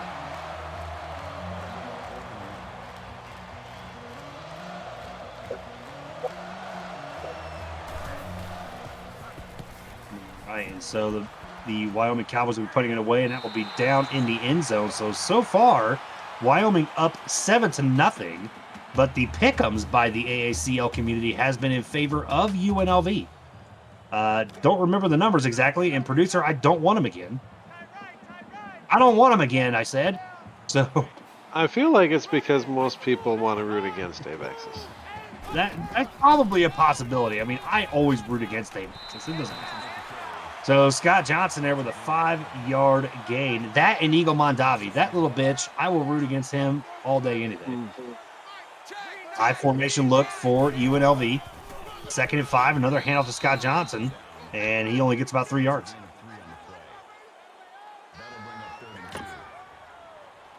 What I don't understand is why there's so many turnovers and it's only the first quarter. They've been turned over more times than a $2 hooker. And Jericho Kane there with a 5-yard gain, and that will be a 1st down for UNLV. Great observation there, these nuts. $2 hookers are easily turned over. And that's going to be dropped back, and he's going to fire to the outside. Jimmy Carey with a 2-yard reception, and that's going to make it 2nd and 8. Now what UNLV needs to do here is gain at least 8 yards. Yeah, 8 yards, and then they'll get a 1st down. Drops back, McCrack looking, he's going to fire to the outside, and that will be caught. Looks like Jimmy Carey did get enough for the 1st down, and that will end the 1st quarter. Wyoming only up 7-0, 2 interceptions for Wyoming, and then there's that 2-yard TD run by Dick Doherty, and will he do it, or whatever his name was? I don't remember what that corner's name was, but yeah, good luck with that. There it was. Good luck with that. See, good luck trying to remember the name. And there's a handoff there to Scott Johnson, and he's going to get about 2 yards on that, so it's going to be 2nd and 8 for the Runner Rebels. That makes it 2nd and 8. Generally, when it's 2nd and 8, that's what you want to get is 8, if not more. And fullback in motion, that's going to be another handoff to Scott Johnson, and that is going to be only a 1-yard run. Not really sure if this is the right idea for UNLV to be just run, but they have thrown 2 picks in the 1st quarter, so that's probably the reason why for this. And McCrack drops back. He fires on the run, and that's going to be completed to Matty Britton, and forward progress will give them the 1st down. So nice little play there from McCrack to Britton. And I think Matty Britton has been the one bright spot for the UNLV offense tonight. And there's fullback in motion again. It's going to be a handoff to Scott Johnson. He's going to be stopped right at the line. No gain for the running back. That makes it 2nd and 10. And that is going to be 2nd and 10 for the Runner Rebels in that same formation again. Matty Britton coming in motion. McCrack drops back. He's going to fire over the middle, and it is going to be complete to Matty Britton. And that is going to be a 4-yard gain. So 3rd and 6 for the Runner Rebels. These nuts. What do you think they need to do here? Yeah, I say take it back to the air. That seems to be the only thing that's been working for Anthony. So they need to take it back to the. Here we go. Air it out. And they are going to air it out. That's a deep shot down the field line. Looks like that was complete to Jimmy Carey. 1st and 10 for the UNLV Rebels, and they are deep in the red zone. Yeah, Jimmy Carey, he's really flexible and he can really stretch for things. And man, he just barely got that foot down. And that is going to bring them to the 19-yard line, it looks like. 1st and 10 here in the red zone for the Runner Rebels. High formation set. Fake handoff to Jericho Kane. He pitches it outside to Scott Johnson. Scott Johnson breaking about 3 or 4 tackles, and he actually has Brad Watson getting 4 yards on the play. Yeah, I feel like UNLV might be on to something here. They need to keep pushing this rock because I think they got Wyoming back on their heels. And there's the fullback in motion again. Fake handoff to Watson.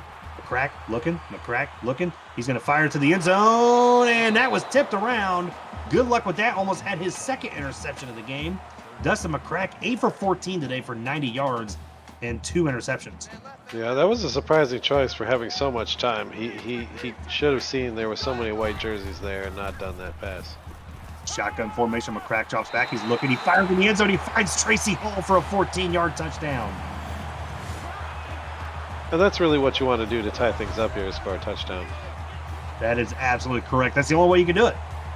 If you score a touchdown, you will tie it up or even take the lead, depending on what the score is.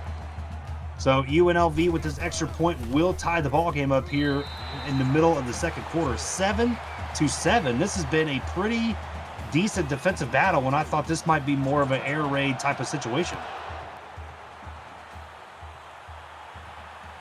Yeah, I guess it's that imaginary rain that was supposed to have been falling. Maybe the field is wet and slippery. Maybe that's what's bogging them down here. But I tell you, when I was looking at the stats, I thought we were gonna have a shootout. It doesn't look like it's gonna be that way, George. Nah, that's what I thought. I thought this might be a shootout, but it definitely was not. Wyoming coming back on the field to see if they can respond. Doherty, 1st and 10. He fires to his running back, Ray Webb, and that's a 6-yard loss. Bad play there by the quarterback, Doherty. Yeah, Dick makes some bad decisions sometimes. Yeah, Dick Doherty definitely should have just thrown that one away over his head instead of taking that 6-yard loss. 2nd and 16, for the Cowboys. Changing the play at the line. Doherty drops back in shotgun formation. He looks, he fires to the outside to the running back again, and another negative play. Ray Webb once again. 3-yard loss. You know, we have an expert on the panel here on bad decisions with your Dick. D's Nuts, you got anything to say about that? Well, you know what? I used to tell them to keep it in the pants, but I think them days are long gone. Just the best thing I can do is just cover it up and hope she don't fall off. And that is some sound advice. Thank you, D's Nuts. I always say when you see a glory hole, just go for it. And that is going to be 4th and 19 for Wyoming, and they're going to have to punt this away. And this should be giving UNLV some decent field position. And Matty Britton's going to return this and take it to about the 43. And that is where UNLV is going to get an opportunity here to try to take the lead here for the first time tonight.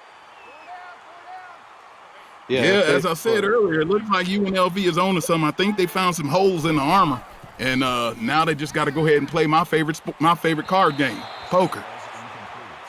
1st and 10 for McCrack, incomplete pass, and that is set up 2nd and 10. 2nd down and 10. Single back formation, 3 wide receivers. McCrack drops back and quickly fires that to the outside. And great catch there by Jimmy Carey, 17-yard reception. Yeah, that was Jimmy Carey is eating this doggone defense alive. Keep feeding him the ball. He's hungry. And tight end in motion here for UNLV. McCrack drops back. He's going to look. He's got plenty of time. He's going to fire, and that is going to be caught by Matty Britton. and gonna get a few extra yards on top of his 17-yard reception there, Mr. Coach Klein. Yeah, that was a good play. And like I said, I think Matty Britton's been the bright spot of this UNLV offense tonight. Running Rebels in that hurry-up offense. There's a handoff to Scott Johnson. He's going to get it to about the 5-yard line. Oh, wait a minute. What the hell was that about? Looked like he was down, but not really. And there's a flag on the play. It looks like a face mask there on the defense. Half a distance to the goal, so UNLV will get the ball on the 1. And UNLV on the door. Get in. I think this Wyoming defense is getting rattled. They are looking a little rattled for sure. Maybe they were on the other side of that glory hole. There's a handoff to Scott Johnson, untouched. Touchdown, UNLV. I'll tell you what, if you give me 4 chances to poke it in, I ain't going to need but one. I think the Pick'ems may have been right based on what we're seeing right now. I mean, so far, the AACL community, 17-7, I do remember the numbers, Dave, that UNLV was picked to pick them. By the way, this guy, Rocco McLovin, did pick UNLV to win. So, right back at you, Dave Axis. And let's see what Wyoming is going to respond with. That last offensive drive looked like pure shit with too many negative plays. Quit throwing it to Ray Webb. Please, Dick Doherty, quit throwing it to Ray Webb. And let's see if they actually come out there. Dave Axis probably chewing their ass on the sideline.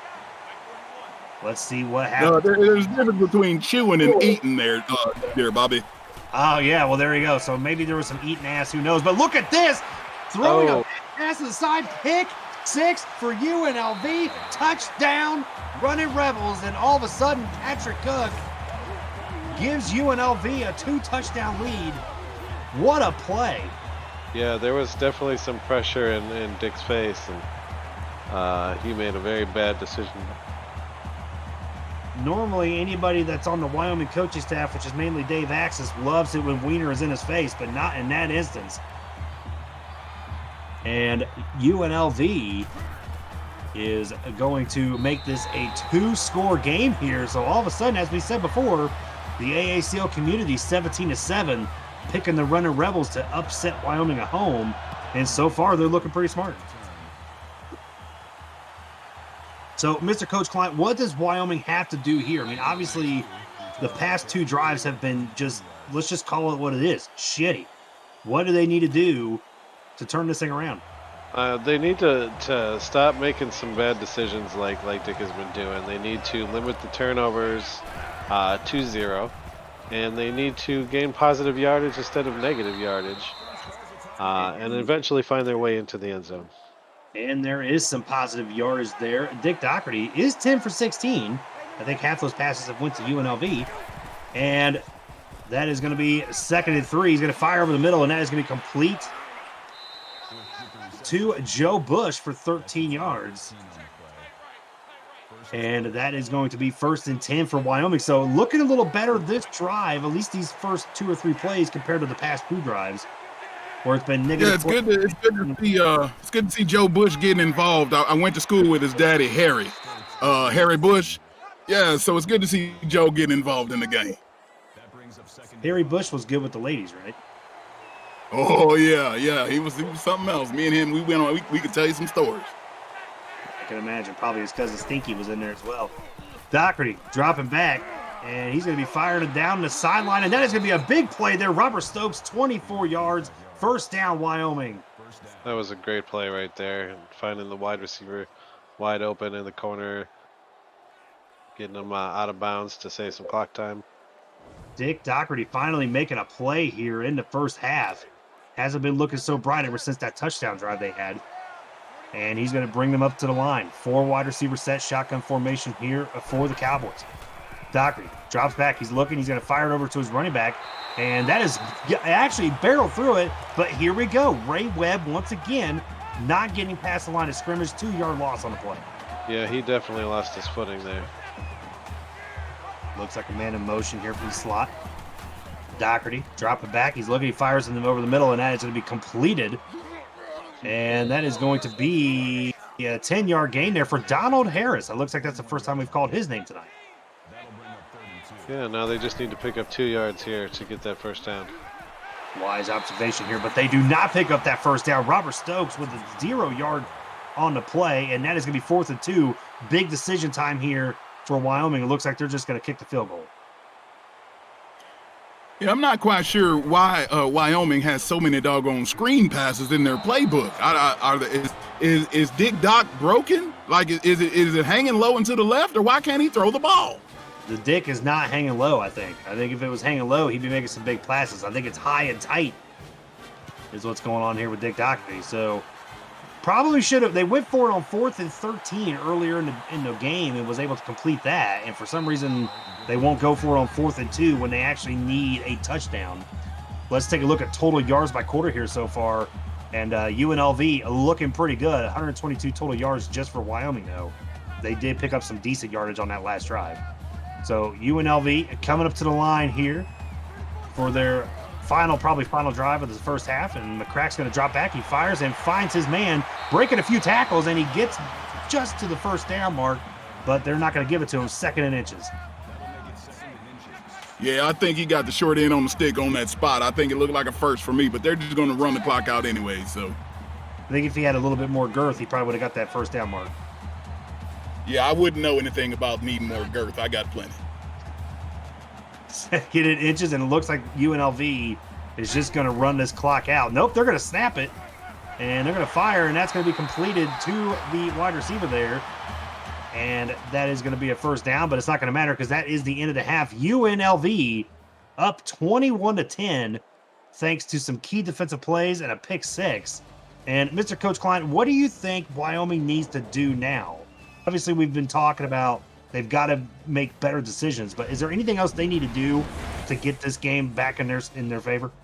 Yeah, there's been times where Dick Doherty has had a really strong fluid arm, but then there's times where his arm is really flaccid and weak, and I don't know if there's any pills he could take or anything like that to keep him strong and thick. But he really needs to stop being so flaccid and weak. All right, these nuts. What do you think that Wyoming needs to do here to get back into this ball game? Well, I don't know if maybe Dick needs to talk to McCrack, and maybe they can get together. And I know McCrack's on the other team, but sometimes if Dick and McCrack can get together, they can come up with something to do. Maybe McCrack will give him some tips. Or maybe Dick will give him a tip. You never know. But maybe Dustin McCrack can help him out and give him tips to get back in the game. Because right now, it looks like it's going to be a runaway. And it looks like my prediction at the outset of the game is right. There's so many sexual references in this broadcast. But you know what? One of the things, 34 combined. Really? I hadn't noticed. 34 combined rushing yards between both teams. I wouldn't mind seeing them run the ball a little bit more in this half, try to chew up that clock and see exactly what's going on. But I will tell you this is not Houston and Minnesota, by the way. Just FYI to our producer. Great job, buddy. This is why we say the late, great Dave Axis. And that is going to bring out the Wyoming offense. Jesus, I can't see anything. 1st and 10 for Dick Doherty. He's going to fire to the outside, and that will be incomplete, it looks like. And we're going to go to the booth review here. Yeah, he may have gotten his foot down. Yeah, I think he was in. Look at that. One. Yep. I mean, you got one. That's all you need in the AACL. That should be good. Yeah, this ACL league, you only need that 1 foot to get the yardage. Yeah, and I am glad now that the graphics are correct on the screen, because I know a lot of people in the chat were really worried about that bullshit.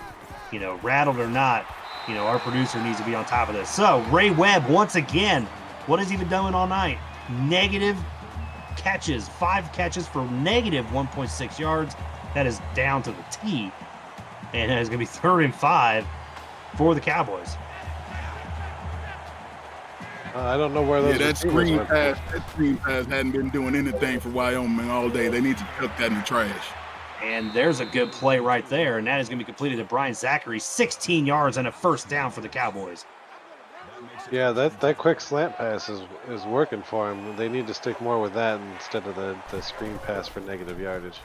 4 wide receiver set here. He's going to fire down the sideline. And, oh, look at this. UNLV with another interception.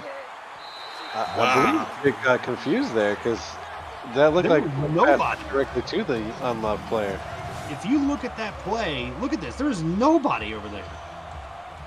And Dick Doherty just not on his game tonight. UNLV defense taking advantage. That's their 3rd turnover of the night. If I didn't know better, I would say Dick is trying to play for the other team. I think so. You might be right. Maybe he wants to be a runner rebel. He wants to enter the transfer protocol or the portal, right? So there's a handoff to Scott Johnson, and that's going to just be a 1-yard gain for the runner rebels. That brings up 2nd and 9. And that is going to bring up 2nd and 9 for UNLV here. Looks like a tight set. He's going to be firing down the sideline. And look at this play. That's a big-time catch for Matty Britton down the sideline. That's a 47-yard gain for Matty Britton. First down, UNLV. Yeah, At this point, all UNLV has to do is just take care of the ball and they'll win this game. Yeah. And what a throw there by McCrack. Yeah, at this point, I would already give my MVP of the game to Matty Britton. Yeah, Matty Britton has been fantastic. Scott Johnson, 11 carries, 27 yards in this game. Looks like they're going to a strong eye set here, and he's going to hand it back off to Johnson once again. He's going to break to the outside. Looks like he broke a tackle and might get the first down here, and he does for an 8-yard gain. And looks like we got some new people in the chat. DH Baller 1323, thanks for joining in. Coach Craven looks like he was just in time to hear Dave talk about Dave eating ass. So perfect timing for you, Craven. And that is going to be a 2nd and 10 for the Runner Rebels. Strong eye formation, fullback in motion. That is going to be a handoff to Scott Johnson. Once again, he's going to barrel through there a little bit, but it gets about 4 yards. 4 yards. That'll bring up 3rd and 6. Yeah, now they just need to pick up 6 more. UNLV can't get complacent here. They need to score. And shotgun formation here for the Runner Rebels. He was trying to get somebody to jump off sides. They did not jump.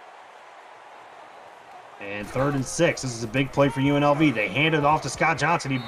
He breaks 1 tackle, not enough, only gets 2 yards. And that is going to be 4th and 4, and looks like UNLV is going to kick a field goal. Yeah, so the field goal will give them a 14-point lead. All right. So Thank you so much there, Mr. Calculator. We sure appreciate that. With all your smart high school education math. Not everybody can do all that now. You don't have to get up here and show off.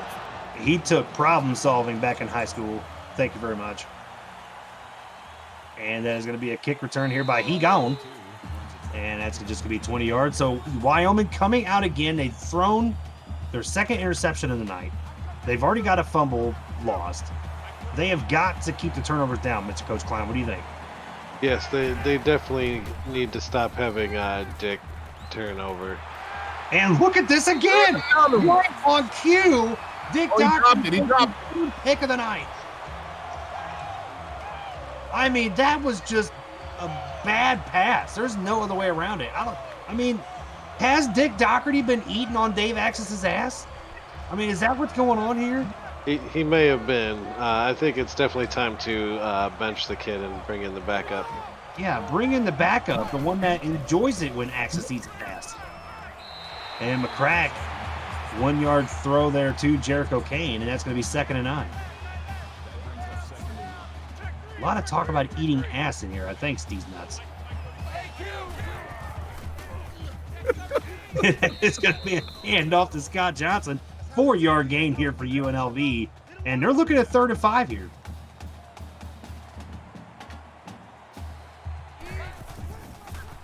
And here comes McCrack. He drops back. He's looking. He's got plenty of time. He's going to fire down the sideline there. And just broken up there, it looks like, by number 5, Sanders. And that is going to bring up 4th and 5. And UNLV here going for the field goal. It's a huge field goal coming up. They can get this. They got a 17-point lead. Yeah, I can do math too there, Mr. Franklin, whatever your name is. Look at that. He pulled out the Casio calculator, and that is good.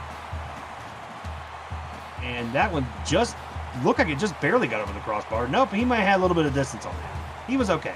He could have done another yard or 2. And so UNLV here up 17, according to these nuts. And Wyoming once again has got to come out and not have turnovers. I think what's going to happen here, guys, is if we don't say the word turnover, maybe Wyoming won't turn the ball over. Yeah, That sounds like food. I just wanted to say he gone. He's a great return man, and I think he learned that from his uncle on his mother's side. His uncle he hate me, which I think he was named after his uncle. He hate me. He ate me. There you go. Yeah. For you kids at home, that's an old XFL reference. It's going to be 4 wide receiver shotgun set here for Wyoming. Doherty drops back. I'm surprised he's even going to throw the ball. Brian Zach. That UNLV secondary is all over the place. Dick can't get no air. He cannot for sure. And there's a fake handoff, and he's going to fire over the middle again, and that's completed for a first down. He gone with a 9-yard gain. First down. And they're going to hurry up to the line once again. 4 wide receiver set. Looks like they're going to change the play here a little bit. Doherty drops back. He's looking. He's going to fire deep down the sideline, and that is a big catch there by the wide receiver. What a pass to Donald Harris for the first down. It's good to finally see Dick get off. He just kept rubbing and rubbing and rubbing, and then finally he just exploded. Yeah, now they just need to score 3 touchdowns in order to take the lead. That is all they got to do. Easy peasy, lemon squeezy, but not on that play. 2nd and 2 coming up for the Cowboys here. They are 100% efficient in the red zone, but they've only been there once. And that is going to be a fake handoff. Nope, that's going to be an actual handoff. And looks like he is not going to get to that first down marker. Ray Webb with a 2-yard gain. And I'll tell you, at this point, even though it's the 3rd quarter, if they miss this here, I'm going for it on 4th down. 100% agree with that. Doherty getting the play change from the sideline. And that is going to be a fake handoff. He's going to fire over the middle. First down. It looks like a little bit more. And they are going to give it to him. Touchdown. He gone. Yeah, he gone fell into the end zone. That was a nice play by he gone.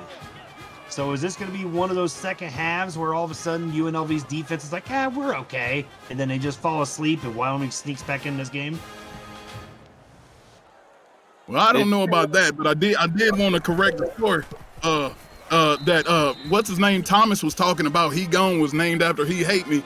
Actually, I got another story that's a little different. I heard that he gone was actually named after his daddy when they were at the hospital when he was born. That's what they said when the mama asked what the boy's name was. They said he gone.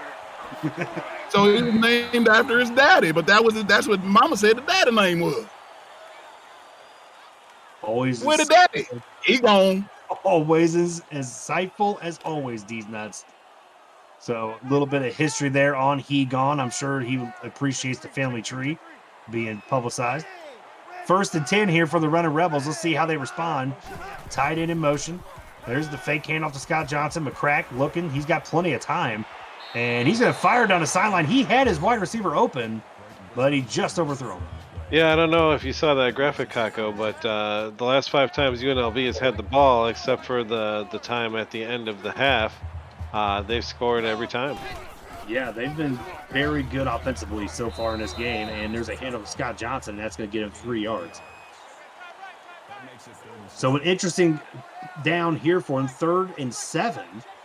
Here with the clock winding down in the 3rd quarter, McCrack drops back. He's looking, and he is going to fire to the outside, and that was just led a little too far, and that is going to be incomplete. So Wyoming's defense with a big stop here at the end of the 3rd quarter. So Wyoming is going to get the ball.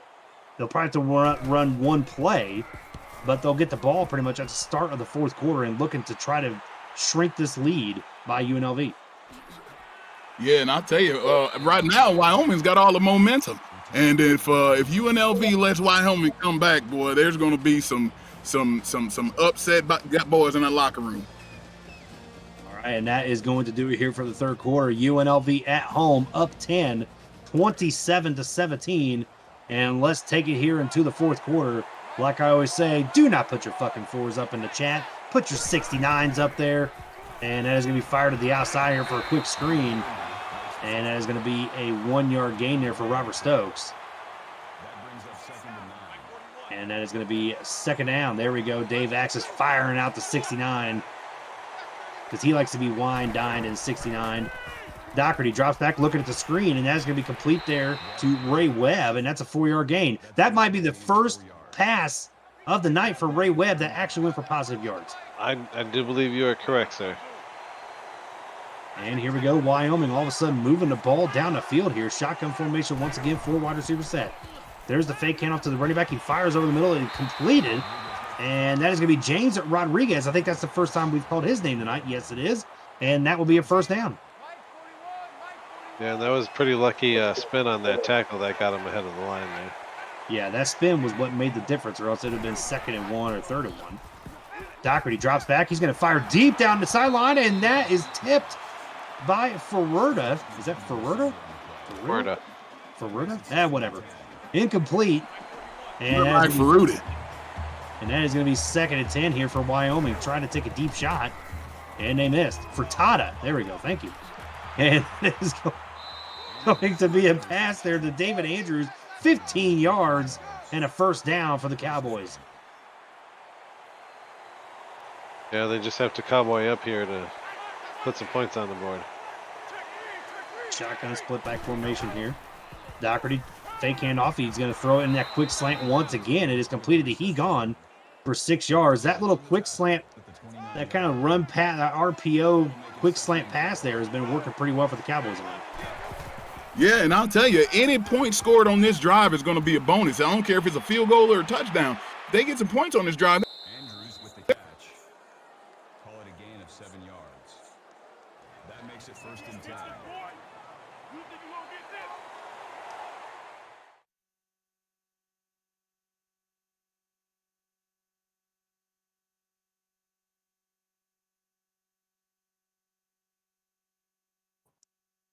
There we go. That had to be a fumble. Well, it actually looked like Wyoming still has the ball. Yeah, I saw the catch go out of bounds with the player, so I'm pretty sure they retained possession. Yeah, I'm looking at 1st and 10 here in the Twitch. Yeah, and it's all speculation right now. So the producer needs to share his screen so I can see it again. Oh, come on, bro. There was a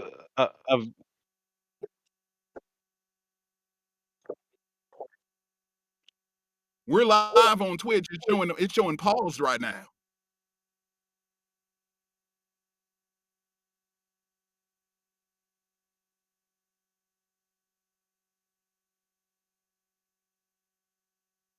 There was a very good play where Dick Dougherty avoided the blitz there. I got it. That was my. Oh no! There we go. Now we're back. We back, bitches. We back. We was gone and now we back. What happened? I swear that was a fumble. There was no fumble. Man, that looked like a fumble. There was no fumble. Man. All right, whatever. You guys are. No, I don't. 1st and 10. Nope. 1st and 10. And Doherty drops back. He's going to fire to the outside, and that is going to be David Andrews with a 10-yard gain, and that's going to be another first down for the Cowboys. And that stepping out of bounds kind of worked out for him because they still have a chance to get another first down before scoring the touchdown. And Doherty in that shotgun formation once again, and he's going to fire it back over to David Andrews again. And that is going to be another 6-yard gain. That's going to be 2nd and 4 here, and Wyoming knocking on the door here late in the 4th quarter. Yeah, if you're going to be in the hurry up, this is the play you want to do it on because you're being pretty successful to that left side. Oh, they caught him offside. Oh, and look at that. It looked like the left tackle there jumped a little bit. Yeah, he traveled. There was traveling there. And travel call once again, according to Mr. Coach Klein. And that is going to be 2nd and 9 for the Cowboys. So that knocks them back a little bit, but they're still in decent spot here. And that is going to be, they're just going to let this clock run down here. Fake handoff. Nope, real handoff. And that is going to be right up the gut. Ray Webb with an 8-yard gain, and it's a big 3rd and 1 here for Wyoming. Yeah, the best fake handoff is a real handoff. That is absolutely great. The clock keeps ticking. They need to score here. They do need to score, absolutely. And there's a handoff to Webb once again. And he walks in untouched, 2-yard touchdown. And all of a sudden, Wyoming, with an extra point, will be down just by a field goal. This is a pretty good comeback here in the second half for the Cowboys. Yeah, that was an excellent drive there for the Cowboys. So the number 3 team in the land finally showing up, not looking like the number 24 or 25 team in the land. However many teams we got. And I'll tell you what, that's the biggest hole I've seen since I met Betty. I'm gonna tell you, that hole he ran through, that hole was so big I could almost fit. There's a flag on the play, personal foul, face mask on the return team. Actually on the kicking team. And that is going to be a first down. They're going to move the ball up a little bit here. And that is going to be 1st and 10 from the 36-yard line. UNLV coming out, and they're going to hand it off to Scott Johnson. He's going to go up the middle, barrel through somebody. He gets a first down, a little bit more. And that's an 18-yard gain for Scott Johnson. Yeah, he was displaying his dominance there. And UNLV hurrying up to the line here. They're still in that strong eye set. Matty Britton in motion. Drops back. He's going to fire, and that is going to be a completed pass. Nice route play there for Jericho Kane. 10-yard gain for the fullback. Dustin McCrack, 16-26, 217 yards. Touchdown, 2 interceptions so far. And McCrack once again comes back, and he's going to fire right back there to Jericho Kane once again. 7-yard gain. They're not stopping that play right now. So they're just going to, looks like they may just feed Jericho Kane the ball. I feel like UNLV needs to slow down a little bit. They're moving the ball too quickly, actually. You don't want to leave Wyoming with enough time. If you can hold UNLV to the field goal, you don't want to leave Wyoming too much time to drive down for the score. Well, I think McCrack's listening to you, but he looks like he may have gotten... Nope, it looks like another false start once again. This time it'll be on UNLV, and that'll knock him back 5 yards. Still second down. 2nd and 8 for the Runner Rebels. McCrack leading his team up to the line. 4 wide, it looks like a bunch set. He's going to fire to the quick screen, and that is going to be Scott Johnson with a 2-yard, going to call that a rush technically. And good luck with that with his 5th tackle tonight. Huge third down here. 3rd and 6 for the Runner Rebels. McCrack looks back, he's looking, he fires it over the middle, and that is incomplete. And that is what I was talking about. What a good defensive stop there by Wyoming, and it looks like UNLV may go for it here on 4th down. That would be asinine. This is an interesting play call. They are going to go for it. McCrack drops back, and he is brought down in the backfield. 6-yard loss there from McCrack. What a great sack there by number 12. Not really sure what the name is. And nice pressure there by the Wyoming defense, and Wyoming takes over on down. 2 minutes to go, and they have some halfway decent field position. We may be seeing the best comeback of this AACL season so far. Yeah, and that is going to be fired to the outside. He got with a 15-yard catch, and that will be a first down for the Cowboys. And all of a sudden, all the momentum is on the number 3 team in the land. And let's see what Dick Doherty can do. Dick Doherty, earlier in the game, just looked like he was fucking lost. Looked like we didn't know where Coach Dave Axis ended and Dick Doherty began. But now he has really pulled himself out of Dave's ass. And it's going to be a first down, and great pass there by Dick Doherty again. Robert Stokes an 11-yard reception. That's another first down for the Cowboys. Yeah, I think the Cowboys are succeeding despite Dave Sandusky access. Yeah, wow. So I had a response, and then it just died. 1st and 10 for Dick Doherty. He's got plenty of time. He's going to fire to the outside, and that will be completed to Donald Harris. 4-yard gain there for the Cowboys. 2nd and 6. The clock is still ticking. And for people that are wanting to know what's going on behind the curtain, you don't want to know. And that is going to be first down. I'll tell you, Wyoming is already in field goal range. They're going for the jugular right here. I mean, I don't blame them a bit. They are the number 3 team in the country. They need to make a statement here. They've got plenty of time to do it. They do indeed. And as Craven said in the chat, terrible clock management, referring to UNLV. I will agree with that. Dick Doherty, 37 of 47, 303 passing yards today, 3 interceptions though. Dick Doherty looks like he's going to keep it, but he pitches it back to the outside. That's going to be a first down to Ray Webb, breaking a tackle, and that's going to be a 14-yard gain there for Ray Webb. I wonder if At Ray this Webb was point- playing at this point, possum. They should have let him score because they can't stop a nosebleed. And here we go. 4 wide receiver set here for the Cowboys. First and goal from, it looks like the 6-yard line, maybe the 5. Drops back. He's going to fire, and that is going to be intercepted in the end zone. Oh my goodness. And the comeback is over. What the hell was that? He fires it right there with a defender in front of his receiver. And just once again, Dick Doherty from the first half comes back to haunt the Cowboys offense. And UNLV, when they needed a turnover the most, they got it.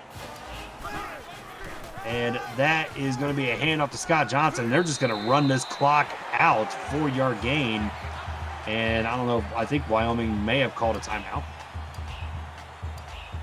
So back up to the line again for UNLV. They hand it off to Scott Johnson. And that is going to be a first down. They will use their last timeout. Not sure why the UNLV coach looked like he was calling a timeout, but whatever. It was Wyoming that did it. They are out of timeouts in the first down, and it looks like they are in victory formation. UNLV looks like they're going to take a game here and beat the undefeated Wyoming Cowboys by just a field goal. A huge upset. This was a fantastic game, and as the community picked, 17-7 in favor of UNLV. So the community, including myself, once again getting this right. And I got to tell you, I mean, UNLV played a hell of a ball game. The offense was just clicking all night. Mr. Coach Klein, what is your reaction to this upset? You know, now that the game is decided, I can say I was also one of those people that picked UNLV over Wyoming, because screw Dave Axis, he went down like he should be. Well, you gotta let your balls drop there, son. I called it at the beginning of the game when I said UNLV was gonna win this one. You know, you had Dick Dock, and he was kind of all over the place. You know, he was premature ejaculating the ball. You know, throwing interceptions here and there. You know, and then you had McCrack. And what can you say about McCrack? He was on top of it. So you know, I knew UNLV had this in the bag from jump. You gotta let your balls hang there, son. My balls hang plenty fine, and I'll show you. Just come on over. Ooh, that sounds like hey, my bus don't even go that route. That's what he says. But real truth is, yes. His beef bus goes to Browntown. Don't worry about it. All right, so I don't even know how to react to that. I would love to get, eventually, if we get the producer out from behind the curtain, as Lone Star called it, and talk about his reaction to the game, but I don't know if he will or not. He may be. Can everybody hear you, or is it just me hearing you? Now they can fucking hear me. Now they can hear you. Let's hear it for producer Dave Axis going down in the Las Vegas Knights. Dude, how fucking terrible was that at the end? Just run the fucking ball, and then if you have to, kick a fucking field goal, and we go to fucking overtime. Why the fuck are you throwing a fucking ball to a fucking double-covered fucking receiver in the fucking end zone? My question, though, Dave, is how do you really feel? I'm and Robert Stokes is wide the fuck open at the goal line on that same play. I'm kind of surprised he's not more upset. He seems pretty calm. Yeah. I mean, well, let me see you get really mad. Fuck off, all of you. Well, let's go through the stats here real quick. Wyoming, 340 yards of total offense. 297 yards only needed for UNLV for this spanking. 224 passing yards for the running Rebels today. McCrack, as D's Nuts alluded to, looked pretty good. Third down conversion wasn't pretty. 4 for 11 for UNLV compared to 5 for 9 for Wyoming. But here is the big stat of the game. The turnover battle, Wyoming with 5 turnovers. And I got to tell you, for a team that had 5 turnovers and only losing by 3, you have to give Wyoming a little bit of credit for the comeback. They did put up a valiant effort, but it was all Vegas in the end. And McCrack leading his team. Scott Johnson, 22 carries, 84 yards and a touchdown. He actually got player of the game. But I'm not really too sure if that's my player of the game. I think Matty Britton was really key there for UNLV, making some big plays when they needed it. What do you think there, D's Nuts?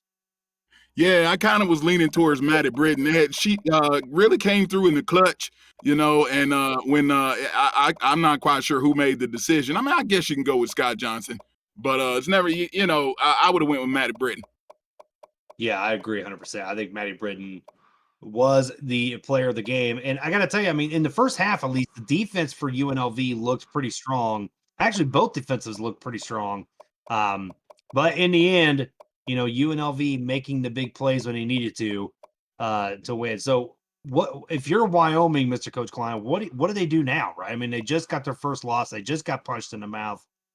What do they need to do now to rectify this? I'm not sure who they play next week. Maybe the producer will let me know, but they're obviously going to drop from that 3 spot. So what do they need to do in practice this week to be better? Okay, there you go. So they host Louisiana Tech next week. So Mr. Coach Klein, what does this Cowboy offense and defense need to do in practice this week to be able to rectify this loss? I think they need to work extra time with Dick Dougherty to teach him how to not throw interceptions. That was the key factor in their loss tonight. If they can teach him how to refrain from turning the ball over, they'll go back to their winning ways.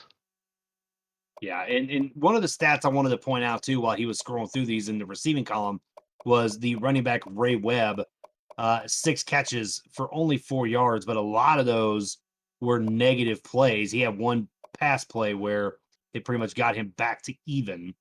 6 negative 4, I'm sorry. So he still ended up negative. Those were killers, right? 2 of those catches ended the drive for Wyoming. So that's something they need to work on this week is not only the passing game with Dick Doherty, but they also need to work on making positive yards, right? These nuts. Absolutely. I mean, if you look, there was way too many screen passes for negative yards. And the few times that Dick did decide to go down the field, he got picked off. There was a couple times where Dick got loose, but majority of the time he got picked off and it didn't throw any. He threw all those short passes that didn't result in any positive yards. So, if we're looking at this game, I would say the game is less about the great play of the UNLV offense because they played fair, but it's more about the horrible play of Dick.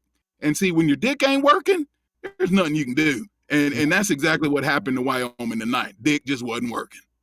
Yep, that is correct. And all these viewers that I'm seeing in the chat right now are Vandalay, BE Robo, Biff, Mark, and Bob Funk, Bo Martin Jr., Coach Craven, Dave Axis, C Roll 71, David Leathers, Doug Britton, Gunny McGuire, all the rest of you, Lone Star Glory, Freddie, all you guys had to just witness this ass kicking that Wyoming received. I feel so sorry for you.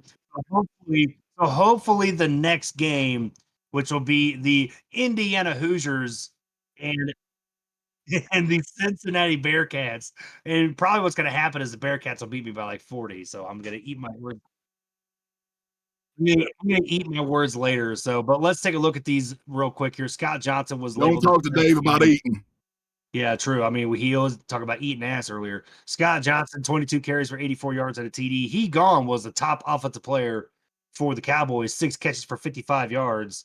Good luck with that. Had 6 tackles and an interception for the Cowboys. But Patrick Cook, 5 tackles and an interception, which I believe that was the pick 6 early in the ball game to give them a 21-7 lead. And just this lived up to the hype, right? I mean, UNLV kind of got off hot to a hot start there thanks to the defensive interception from Patrick Cook. But, 2 top 10 teams in the country, and this game ends up being decided by a field goal. I mean, that's all you can ask for as a AACL fan. So final thoughts, Mr. Coach Klein, before we move on to the next game? It was what we thought it would be, a stunning upset by UNLV. And D's Nuts, final word for you. Yeah, well, I want to let my buddy here give a final word because he's been out here talking. He wants to hear what's going on. Yes, hi, my name is Morgan Freeman, and I just would like to say I enjoyed the game. Thank you very much. We love you all. Good night. What the fuck? What just happened? Thanks, Morgan. Hey, it was good to hear from you, Morgan. Have a good one. All right. All right. What the hell just happened? I believe we just saw March of the Cowboys. I think we just did. Wow. All right. So once again, this is Rocco McLovin. Mr. Coach Klein, D's Nuts was my color commentator and third wheel. Thank you, boys, for jumping in here with me tonight. And we are going to be heading out to Bloomington, Indiana, where the number 6 Hoosiers taking on the Cincinnati Bearcats. A little dumpster fire division game here. And I will turn it over to the next guys, which I believe is Big Woody Hayes and Penis Slaughter and Pepper Rogers. So take it away. Eagle Mondavi is a bitch. Thank you very much.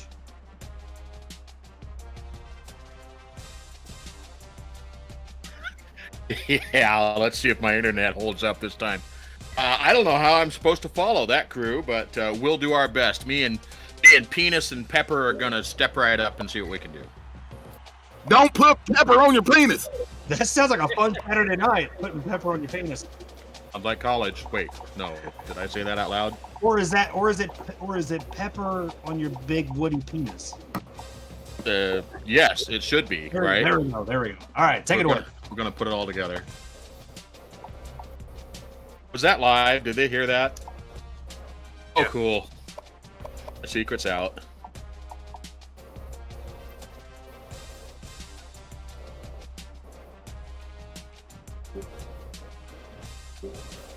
Okay, welcome to Indiana. Scenic Indiana. I've never been there, but I hear it's nice. I'm here with my partners in crime, Penis Slaughter and Pepper Rogers. Penis, how you doing tonight? I'm going to say that all night long. Good evening to you, Woody. How you doing? Thanks for having me on tonight with you. Pepper, how about you, my boy? How you doing? Hey, I'm doing great there, Big Woody, and I'm looking forward to doing the game with you and Penis tonight. Sir. Yeah, I'm sure my roommates right now are wondering what the hell's going on in the other room, but they should be used to it by now. So we have number 6 Indiana against number 23 Cincinnati. Cincinnati's had a rough start to this game, or this season, I should say, sitting at 0-3. Indiana at 2-1, with a really good game last week. Unfortunately, they didn't win it, but oh wait, no, they won last week. I'm off. I've had concussions. What can I say? Last week. Yeah. I've had concussions. Don't blame me. I'm going to say weird shit that makes no sense.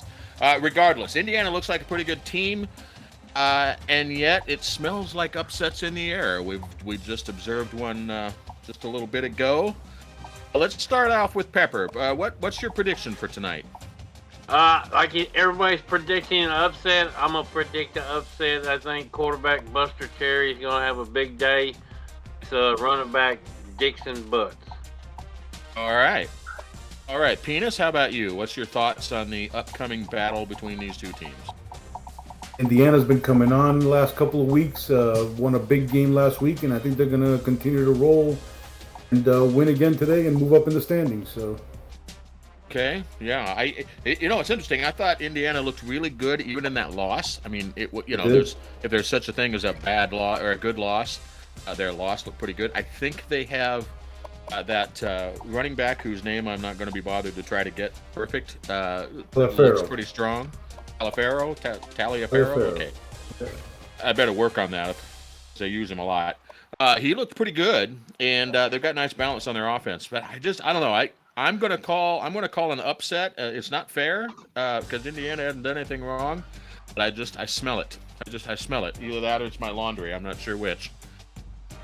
But we've got similar defense, a 4-3 against a 4-3 multiple. Pro set against a spread. I've been surprised that NATI hasn't had a little better results with that spread offense, but maybe today's the day, maybe not.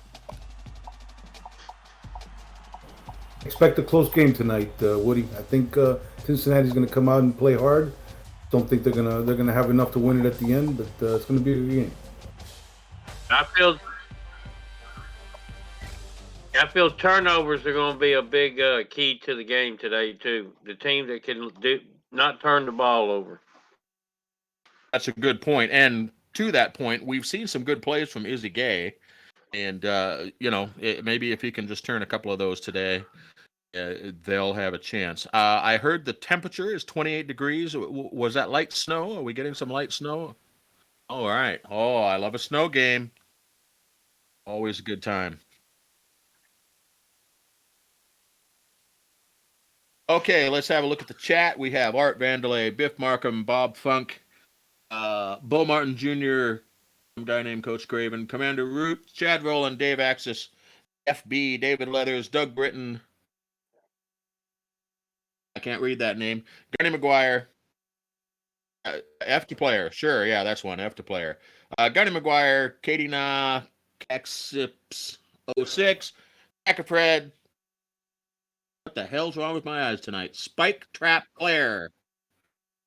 Liz Cloud and Virgo Praz. If I butchered any of those, sorry, you're going to have to live with it. And we're ready to go to the field. Let's get into it.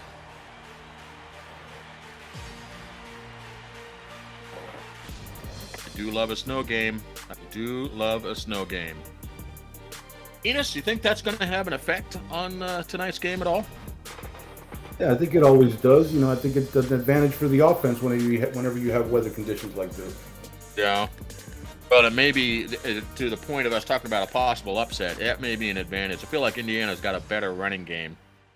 We may have to see something out of his running game that we haven't seen to this point. Definitely will be able to see the Indiana players with them red uniforms on that white field. That's true. That's true. I have a little bit of trouble picking some of these guys out. You have to bear with us, folks.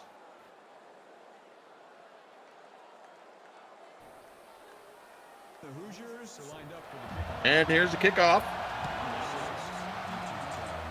Good kick down to somewhere near the goal line. Not a bad return. We're going to be starting on about the 30. Well, it hasn't been resolved yet, I guess. More about the 30. And Cincinnati takes the field. Starting out 3 wide, shotgun formation. Right hand in motion. Little speed options.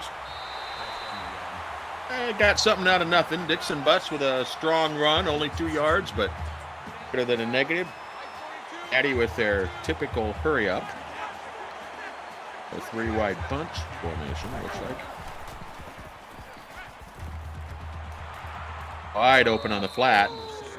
That could be Harry Ascrack with a nice catch. First down and 9 yards. Mr. Cherry starts out nice. Coming in from the sidelines. Their option, not the best choice. Probably should have handed that off. It's important for both of these teams with the weather conditions as they are to stay out of those long yardage situations. You think that's going to come into play there, Penis? You get more predictable on offense like that, so the defense can key in on you. Absolutely. Boy, they're having no problem at all on those out routes, are they? First drive here. First drive here. We got that defense got more holes in a Juicy Smollett defense story.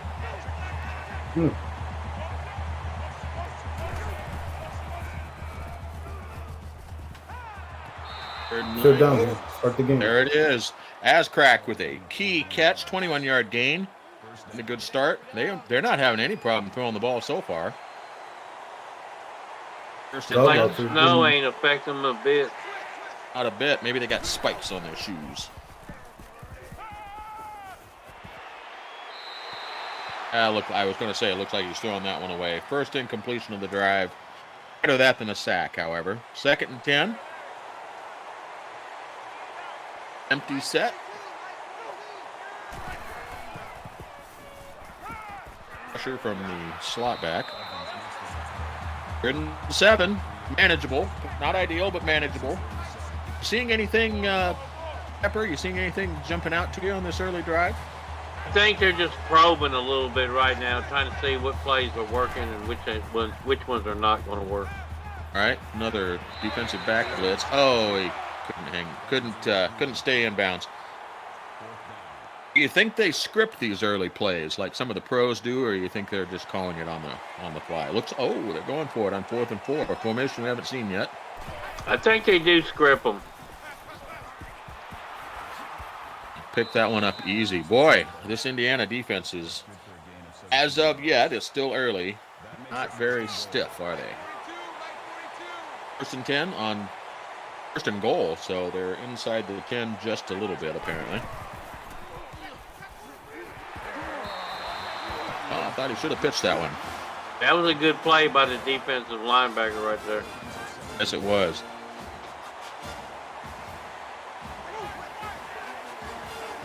Four wide receivers, 3 at the bottom of your screen.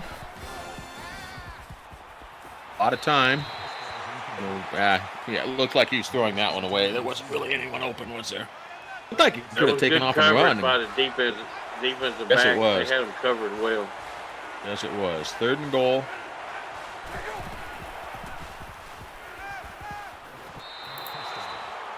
And nice. I think he was out. I don't think that was in.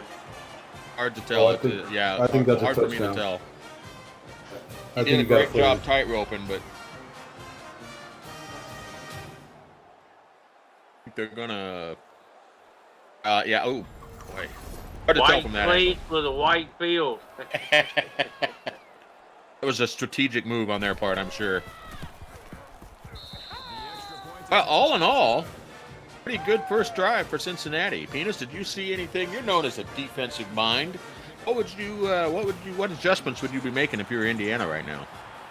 Those steady out routes really let them go right down the field on them. So they got to start covering out those out routes. Yeah, Easy. start to get some harder coverage up there rather than playing so soft. Modest Fumble real return. quick and picked it up. Oh, yes, that's right. Starting out empty set under center. Oh. Lucky to get that ball away, I think. That's a little bit of a departure of form for Indiana from what I've seen from them in the past. Here we go. That's the Indiana I was thinking of.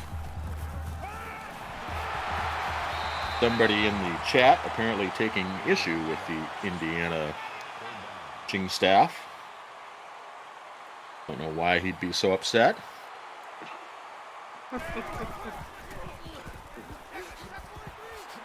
Big dive and that's not successful. Manny can blow with a great play on the defensive side for Natty.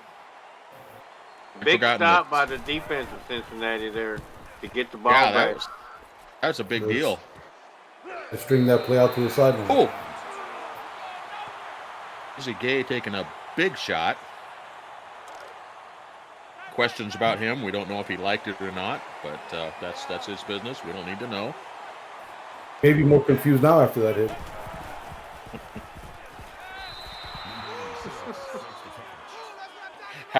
Howie Felter Snatch makes his first appearance on the stat board.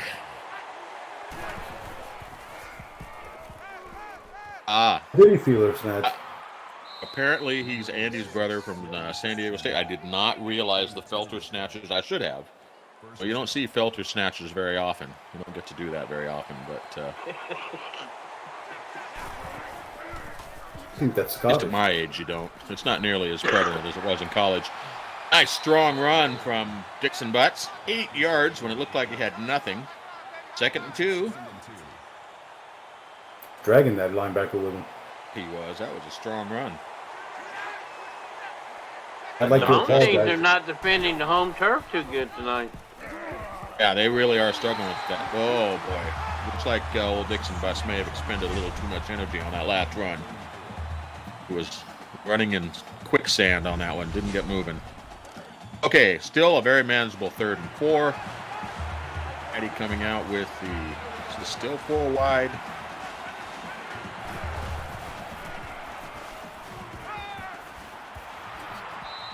Are they?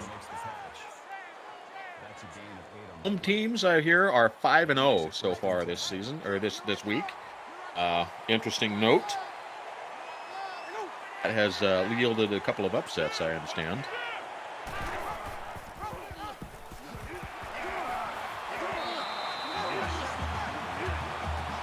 The backup not having nearly as much success as Dixon Butts. Seems appropriate.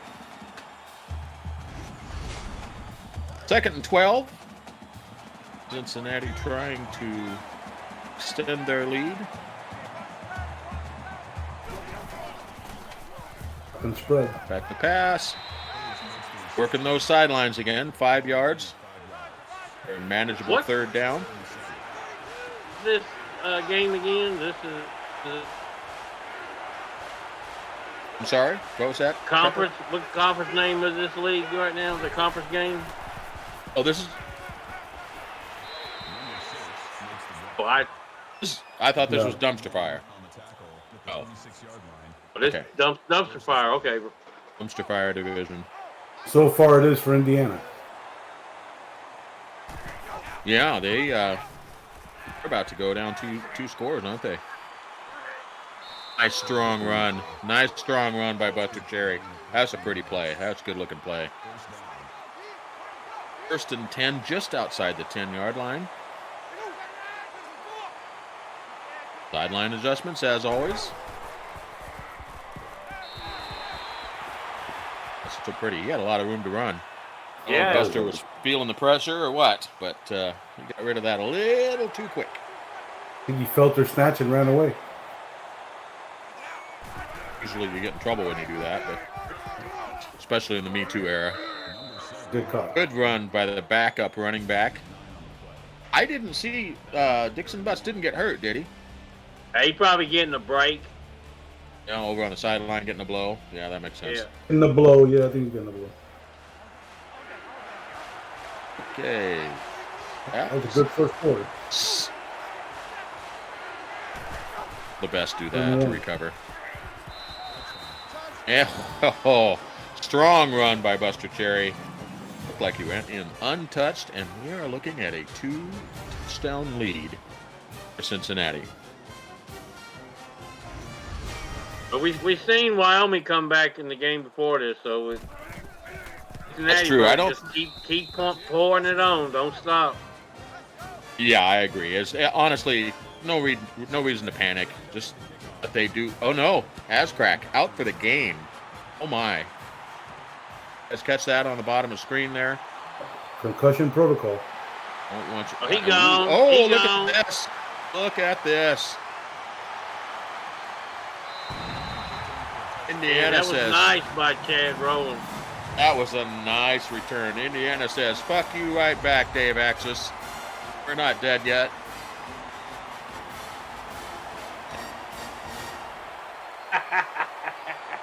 Block. Enos, do you think that might be a little bit of karma that they got that return, or just good luck? I think it was good luck. It was a straight run. He got a mean block by somebody who, for 60 or somebody knocked somebody on their ass, and he was straight shooter from there. True. All he had to do was not screw it up.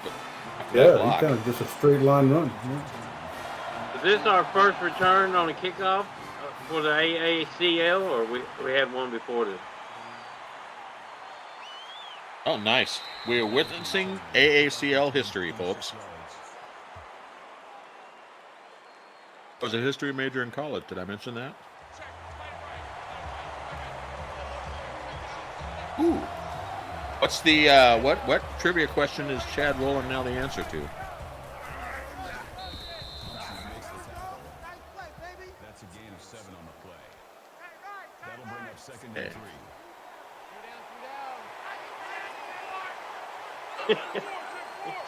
All right. So, for those of you that can't hear what's we're getting from the producer, there's some information there I can't share. I'm sorry. Better off. That makes it 1st and 10. Back to the game. 1st and 10 after a strong run from Buster.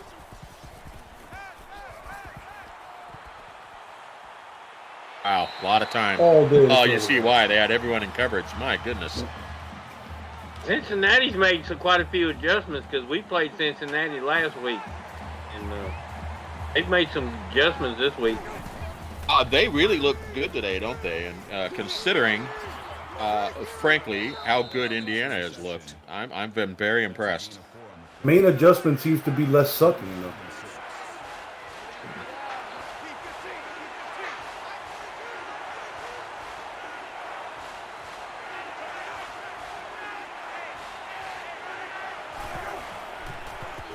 Audible from the Setting up the sideline. screen. Fixing butts with a block. 5 yards. Not enough for a first down, however. That could be. That's what Indiana needs to do right now, isn't it? Just get the stops. Still in the game. Yeah, way too much time left in this ball game. Yeah, I'm not sure any lead's safe in this league. Hopefully, Natty didn't shoot their load in the first quarter. That would be a shame. Yes, you'd usually prefer a little more stamina out of somebody than that.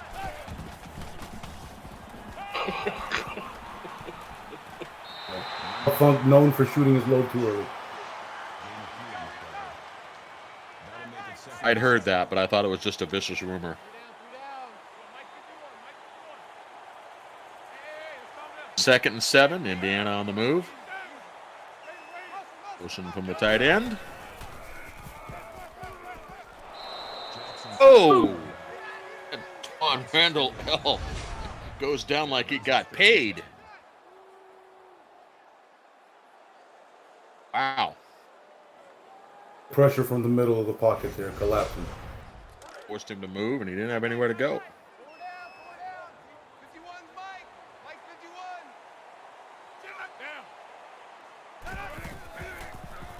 Apparently we congratulated Indiana. Never mind.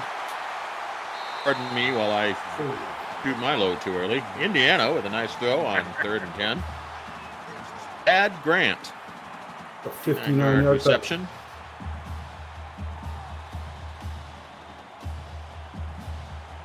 Wide open seam pass right in the middle of the field. We could have one of them high-scoring games here coming up.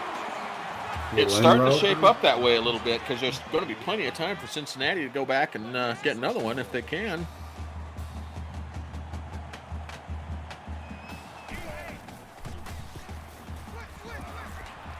Wide open in the corner. Nice catch. Chad Rowland making Dave angry. Kickoff return changed the momentum around in this game big time. Fucking rolling.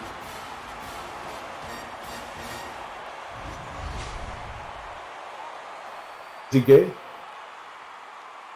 Just like that, we've got a tie ball game, fellas. He has to be the early candidate for MVP of the game. Yeah, if it ended now, I'd certainly say him. He's got all of Indiana's touchdowns.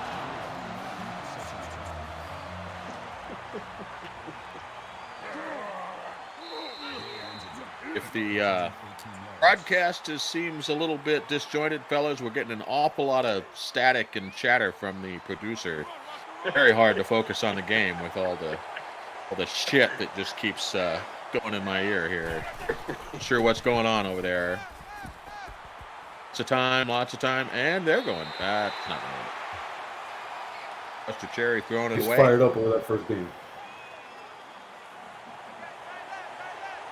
I don't know what happened to Natty. I mean, they came out the first 2 drives. They were smoking. Now they just kind of. Yeah, they really did. I feel like that kick return, kind of that gave Indiana quite a spark. And, big momentum shift after that kick return. That's right, and really, they only needed one stop after that to get back in the game, didn't they? Definitely didn't need that. Oh, that's not helpful. Thought he double dribbled before the traveling. All wide, Cincinnati not taking their foot off the gas.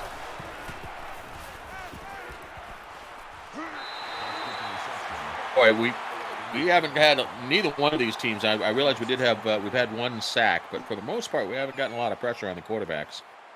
Both these teams are focusing on coverage rather than pressure. Hoosiers have really tightened up that deep. Yes, they have, and frankly, plenty of time to go down and get another touchdown. Cincinnati's not going to be happy with that. Cincinnati can't let that happen. They're going to have to tighten up right now.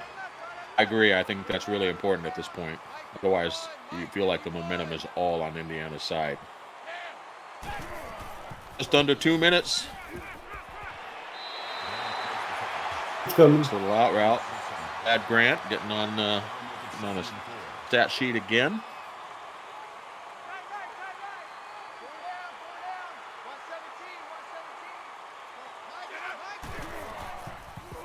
Second and 4, drop back again, another out. And a first down. Thad Grant's having himself a game. I don't remember seeing his name a whole lot in previous games. Defensively, you got to make that tackle, guys. Come on, let's go. Defense. Yeah, I really do. Keep him in bounds and short of the first down. There's a double fail on it. There's another missed tackle. And another player, the guy got out of bounds. He got out of bounds. Natty's going to have some a little bit of a conversation with their guys about maintaining effort.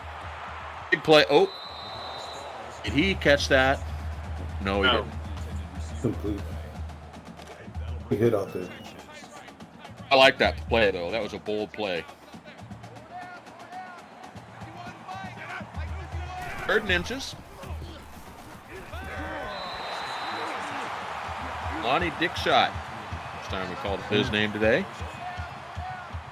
Indiana moving the ball. Antoine Randall looking good. 9 of 11 for 116 yards and a touchdown. Back once more. And another easy pitch and catch. I think Indiana's getting in that groove. They're getting that timing down. They really are, aren't they? They're starting to roll. Enos, at this point, what are you going to try to do? What would you try to do to disrupt that? Would you start dialing up a more of a blitz? Just shift up your coverages? What would you do at this point? I think you got to shift up your coverages because they've been bringing some pressure and not getting to the quarterback with it, so it hasn't been working, leaving the edges open.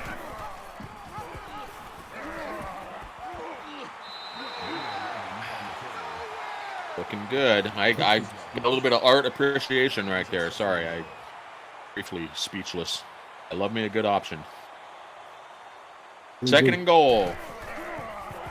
Especially a well-executed one. Yes, sir. Here it is. Boy. It's only 1 touchdown, but right now, Indiana is looking smooth. It's 3 unanswered scores on Indiana. Yes, sir. Cincinnati looks kind of lost on defense right now. They better regroup here in the locker room.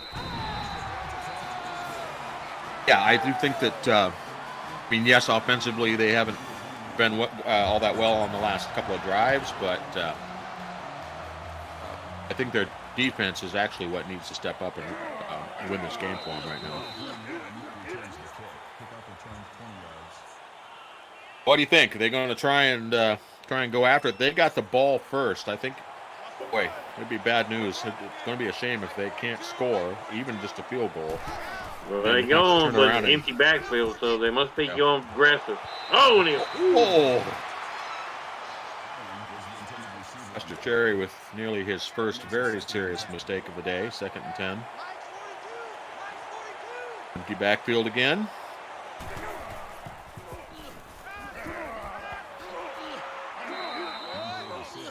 Indiana, they're just playing. I mean, they managed to get pressure and have decent coverage on that play. That's kind of tough to do sometimes.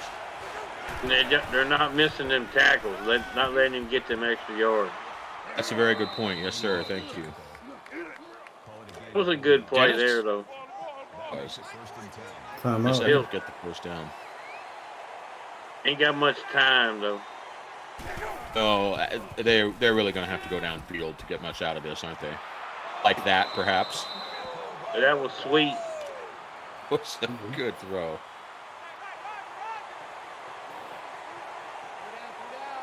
First and 10.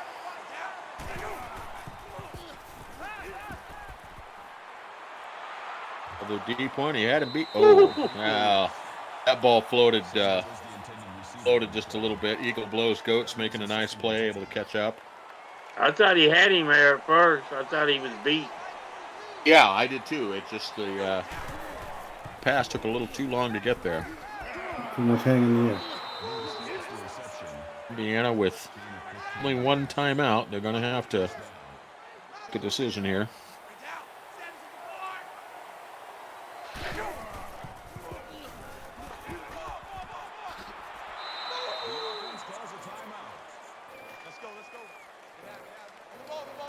Indiana not call. Oh, Cincinnati did call a timeout. Sorry. A bit of a brain cramp there. I've had concussions.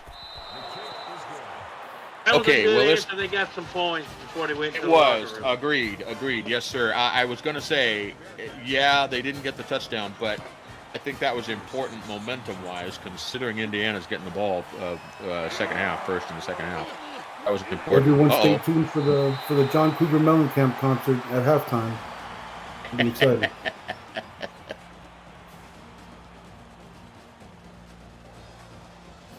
Be a fun time. He does love Indiana, doesn't he? From Bloomington. Well, the Hoosiers come storming back after being down by 2 touchdowns. Take the lead. Cincinnati responds. And we've got ourselves a pretty good game going so far. The question is, who comes out of the second half in the best shape?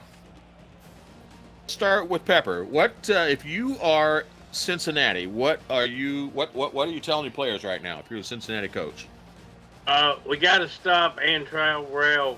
We got to keep him from making them passes and them runs. We got to be on him, stop that running game, and get some 3 and outs. okay. Penis, what are you going to say? What are you saying to Indiana right now? If you are, my goodness, look at that time of possession difference.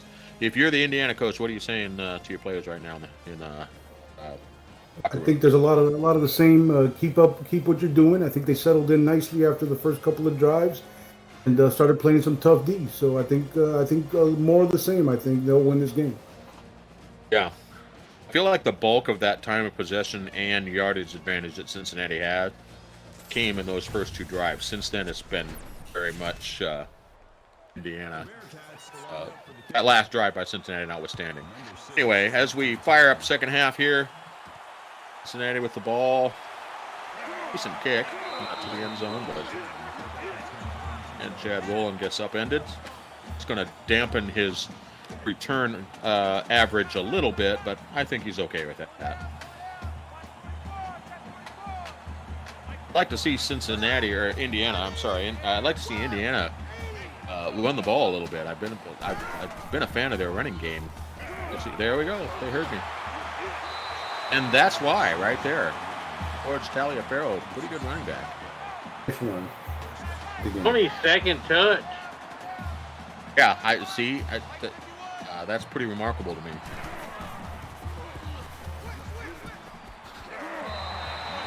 Oh my! Don't see that very often. Didn't see.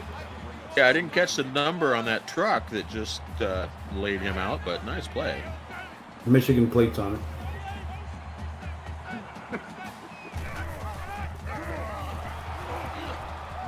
Another missed tackle. Oh, yes, sir.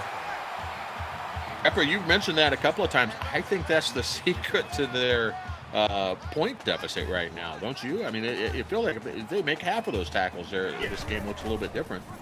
Too many of them. Yes, sir. Well, they heard you on that one. Ejaculate his first catch of the day. Oh, second catch. Apparently second catch. Yeah, it's true. It's hard to... brought to my attention, it's kind of hard to see ejaculate on a white field like this. Oh, big play. That is a big play. Our first turnover of the game. Eric Coleman with a nice play on the sideline. He had a little ways to go. Who caught up with him? 18. I don't know who number 18 is. Okay, well, in a game this close where momentum can be a big deal, that could turn out to be a very important play. Field position here for Cincinnati. A strong run. Oh, he's gone. Oh, they got, nope.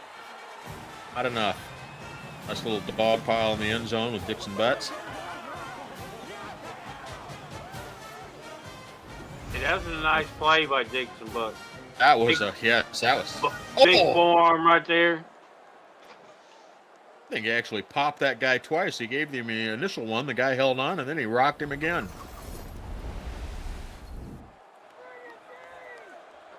Oh, Double Dave, finger. that was you that was hoping he was giving him the finger. The kick is good. Well, and just You got like a that, game here, Cincinnati baby. says, yes, sir. Cincinnati says, don't count us out. Don't be talking about Indiana taking the momentum. We're still here. I don't care. I understand some people don't like him. Chad Rowland's having a hell of a game in the return department. Doing a good job. What's there not to like for Chad Rowland? We love Chad. Well, I say some people. I mean, we know who I'm talking about. I don't know what his issue is, but But fuck Chad. Fucking Chad. ejaculate with a strong catch.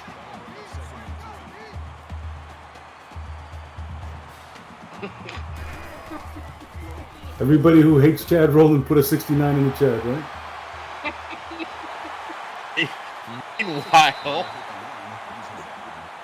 Meanwhile, Antoine Randall L., the aging Antoine Randall L., the snake run. How old is he now? He's got to be close to my age. Amazing, this guy's back in college.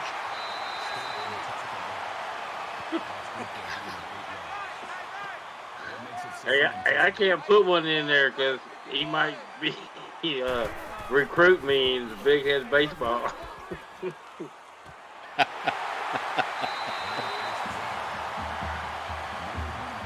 You're going to have to forgive us, people. It's just, it's the holidays. Everybody's just feeling festive, and apparently Chad Rowland gets everybody excited. So, Indiana knocking on the door here. told. Thank you, Enos, for maintaining professionalism. Trying to bring him back in. Loss of 2 on the play. I'm still laughing. How can I get the chat? Another TV viewer back to join us. Thank you so much. You're here every time I'm on here. You're a legend. Art Vandelay, B.E. Robo. Hey, I know that guy. Biff Markham, Bob Funk, Bo Martin Jr., Coach Craven, some asshole. Commander Root, Chad Rowland. Hey, we've been talking about him. Dave Axis, Def B, David Leathers, FT. What's F to pair? One of these days I'll get that one. Gunny McGuire. K's on plays. K's on W plays. 89. Axipso 06. I won't get that one ever. I have a feeling. Packer Fred. Spike Trap Claire. His Cloud and Virgo Pros. All the Shad Varners you can think about.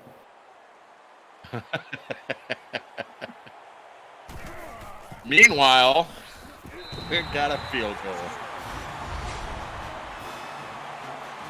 It's a good game going here now. Get on the edge of your seat here now. Fourth quarter coming. This is a good game. These people keep distracting me. I'm trying to do my job and be professional. Chad Rowland, you do excite me. Yes.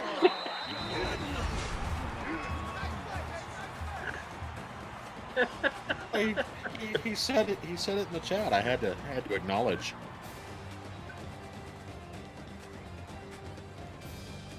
I've been told we have yet to have an overtime game in the AACL. Perhaps this will be it. I don't. There's a lot of time, but boy, that was a great run, wasn't it? I don't care who you are. That was a nice run by Dixon Butts.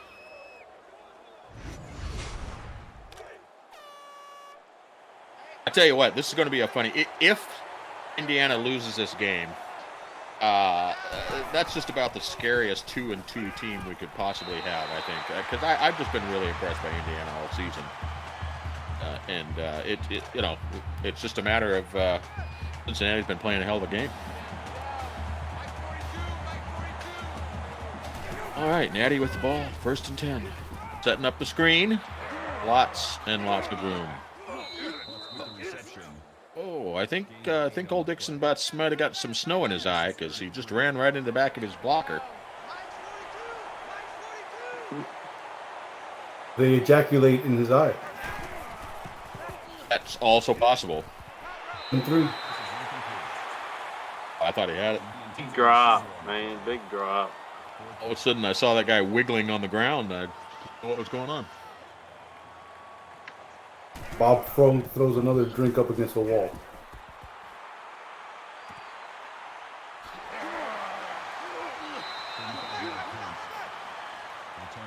Chad Rolling, not rolling going with down. another nice return. With a strong return. In college, he went down a lot faster than that, so clearly he's picked it up a little bit. You set? Oh!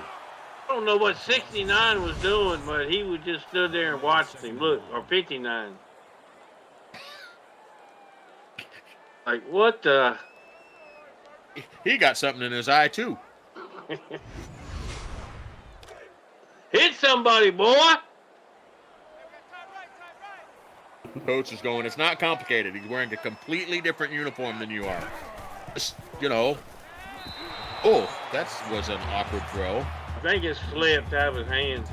Could have. Could have.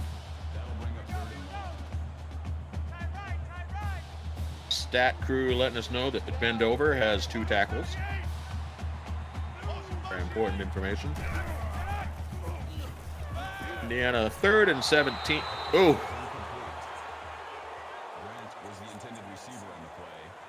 Defense by the safety. Like Bob Funk out there. I don't think neither team wants it right now. We're going to have to see who really wants this game. Yeah, well, hey. You get to playing in the snow, there comes a point where you got to push through. Your fingers are numb, your balls are numb, toes are numb. They don't have ball warmers when you're playing football? Not really. Because he did.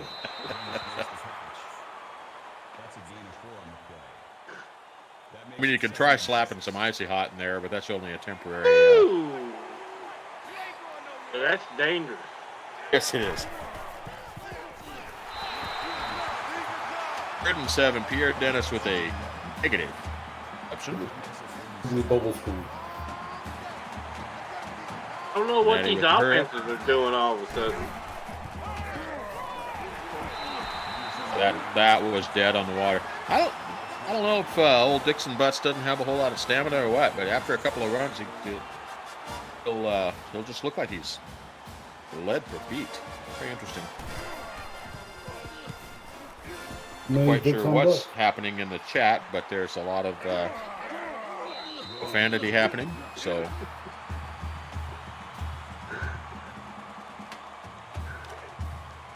Or like with you last night. 2 hours and 40 minutes of fucking shit, and goddamn it. You had some technical difficulties last night, I understand. That'll make it 2nd and 7.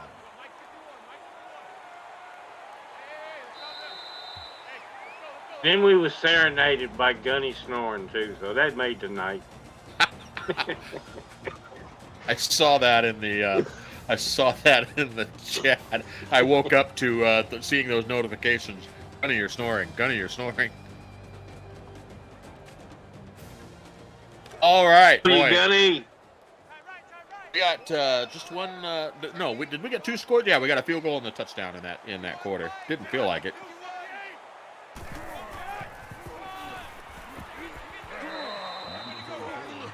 Just a big drive here now. Indiana's yes, got to do something. I think this could be a really important drive. Otherwise, it's going to open the door for Cincinnati. Oh. I feel like old George is better off between the tackles. He's not bad out there sometimes, but he's better off between the tackles. 4th and 5, Indiana punting. Punting, not putting. Wrong sport. Guess they could be putting on the sidelines. Oh, big hit on Izzy Gay. That's a hate crime right there. Obviously. Seeing rainbows all over the place right now. Everywhere.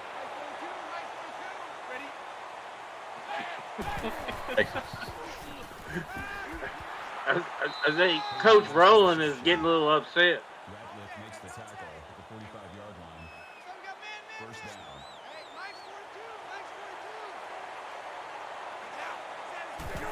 Tater tots.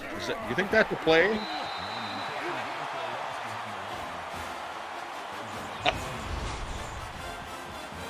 Dad, can you tell us are these your audibles, or what are you trying to call different plays, or what's going on over there?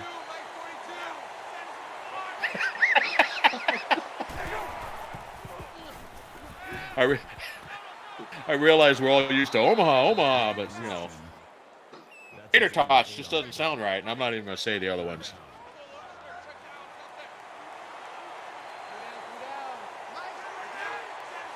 Third down coming in. 3rd and 4. As always, Penis the only professional in this whole clown show we got going on right now. We're in bad shape then. Big stop by the Indiana defense there. That was big. We got it. 4th down, going for it. Huge play. Huge play. Oh. Big defensive stand. Yes, sir. Yeah, that looked. Our producers had a few choice words about that play. He looked like he had a lane in the middle there, and I gave it up. 1st and 10 for Indiana. Pressure up the middle. Big hit.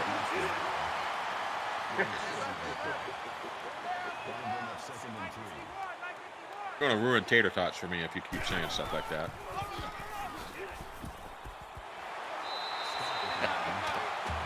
Taliaferro with a strong run. Wait, So he touched it 8 times, though. It's surprising. I know, that really is surprising. He's a guy I feel like that offense ought to jump in his He backpack. touched it 15, 20 times. Yeah. Meanwhile, Thad Grant's almost at 100 yards.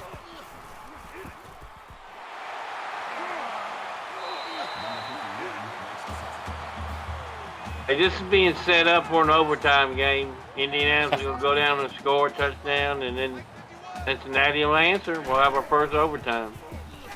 That wouldn't be so bad. Cincinnati's defense is falling apart faster than the Kyle Rittenhouse prosecution. It's the same play 2 or 3 times in a row, I think. Yeah, they're working it, aren't they?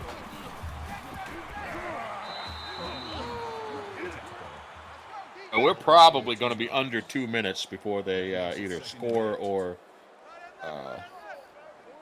touchdown or field goal at this rate.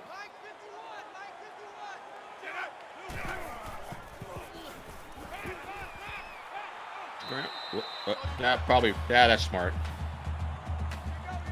Part of me wanted him to fight for a little extra yards, but that's smart. Go ahead and slide there to fight another day. 3rd and 3, and he rolls it in. Right up the middle. Just a little bit of chin music for the one guy trying to tackle him right at the goal line. Indiana taking the lead. About to go up by 7, barring any shenanigans with the extra point. And my prediction was completely off. It's not under 2 minutes. It's going to be right out. All right, Cincinnati, come on now. Let's tie this game up. What you got? That was a very good drive from Indiana, if I do say so myself. That look at that yardage deficit. Second half.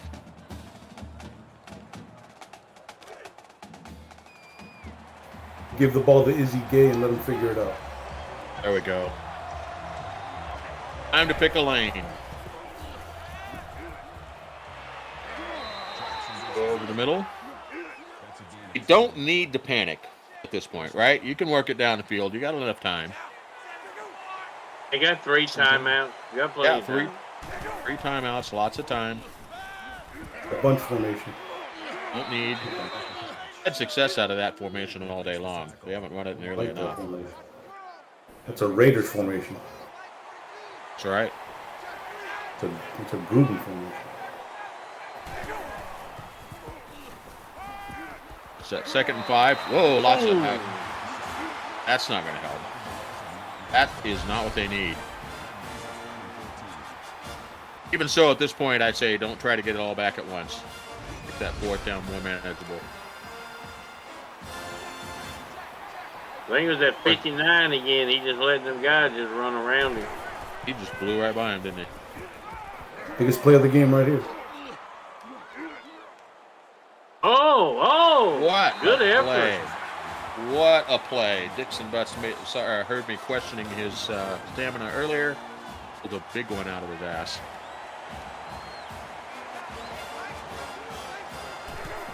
And here we are, 4th and 3. A lot of traffic in there. That was going to be a tough catch. But they still got 3 timeouts. So you just have to stop them and get the ball back.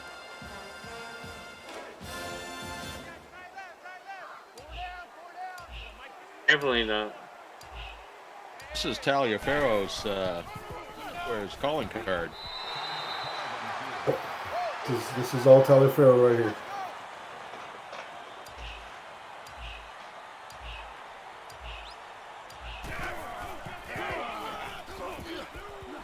I have to say, regardless of the outcome, I think we got a little bit of a taste of what Cincinnati is capable of. A couple of mistakes, a couple of just didn't quite get it done. Cincinnati's probably going to fall to 0-4, especially. That hurt right there. Taliaferro is. Yeah, Danny Don, he's tuning up right now. Turn out the light. The party's over.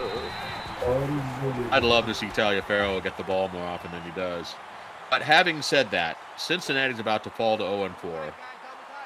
I feel like they're right there. This is not a winless team. With that game was one of the best games they played all season. It just came up short. Yeah, they played well tonight. Like you said, they just come up a little short. Yeah, gotta find it. Had a tough second half. Though. Yeah, they did. That's right. They did kind of lose their way a little bit. Bad rolling, no surprise. Much to the chagrin of our producer. 223. That's my squadron number when I was in the Marine Corps. Oh. EMA 223, the Great American Bulldogs. See, I feel like Chad knew that, and he did it to honor you. He deliberately did not get another yard once he hit 223. Here we see his probably his biggest play of the game, the kick return. That was the turning point of the game right there. I agree. At that point, Indiana was down 14, and Cincinnati looked like they could possibly roll. And he snatched that momentum right back, didn't he? Very good game. Penis, what do you think Cincinnati's got to do going forward? A long season. I mean, we're not even halfway. What do you think Cincinnati's got to do moving forward? You were saying it earlier, Coach. I think they showed a lot of promise in this game. They hung in there. They played a tough Indiana team all the way to the end. So just gotta stay with it and just tighten things up a little bit. You gotta give grats to Indiana though for staying with it and not packing it in when they went down 14. It was a good game, both teams. Yeah, it was. I mentioned earlier that if they dropped to 2-2, they were going to be just the scariest 2-2 team I ever saw. Sitting at 3-1 now, we just saw an upset of our number 3 team. I know we've still got some games to play and we've got some results to go through, but do you feel like Indiana deserves to bump up there a fair bit? Yeah, they probably will jump up a spot or two. All depends on what comes up the next 2 nights. Right. We have what do we got coming up? Well, we got number 1, number 2 playing tomorrow night. Right. Gunny, so one of those is likely to drop below. Do you think either one of those teams, if they lose, drops below Indiana? It all depends on how bad they lose. I think it's going to be close. Point. I think there's a chance.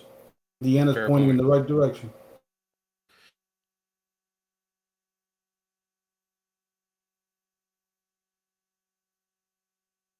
Western Michigan and Akron. I keep forgetting about Akron. They kind of snuck in, but they've looked very good so far. And then Western Michigan sitting at 2-1. I heard Jason Taylor's coming back to on the sideline for that game for the Dolphins. Luke It's a big Ratliff game with for quite a desserts. game.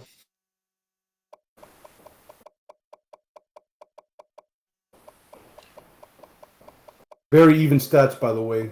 Both teams were, pretty evenly matched up in this one. Yeah, Mr. Rowland's he's already bragging about his kick return that he holds the record in AACL. Yeah.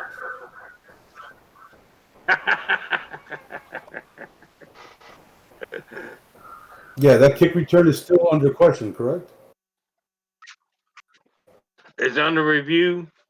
Yeah, that kick return is being reviewed, so we're not sure where it's going to go. There may have been some impropriety, and it'll be wiped off the record books.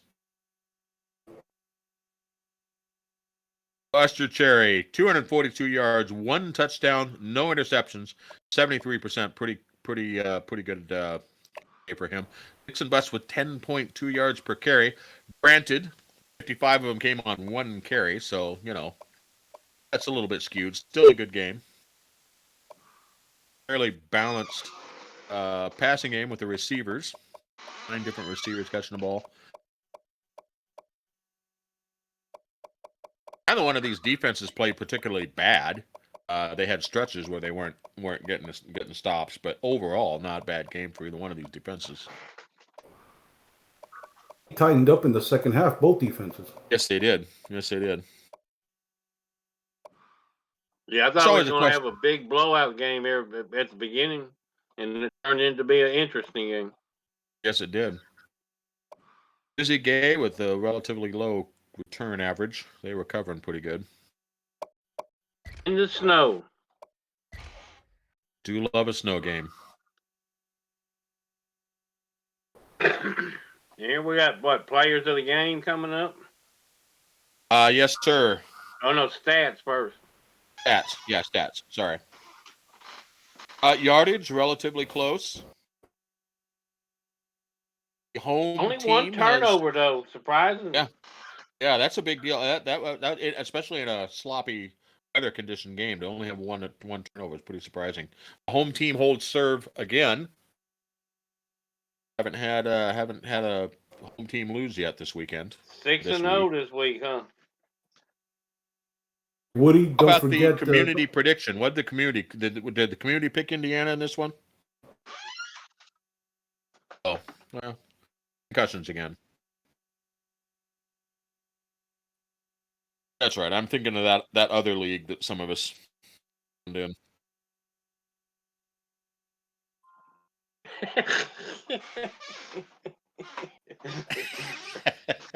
Well, boy, that doesn't do him justice, does it? It only shows 36 yards and 2 total touchdowns. Kick returns. The kick returns was pretty significant, but stat tracking isn't always great. Luke Ratliff, as we mentioned, 10 tackles, 2 tackles for loss, was a little surprising out of the cornerback. And Buster Cherry, not a bad game. No turnovers, as we mentioned, 2 total touchdowns for him. And Eric Coleman, rather mediocre defender. Yeah, well, he had the 1 turnover, so that's noteworthy.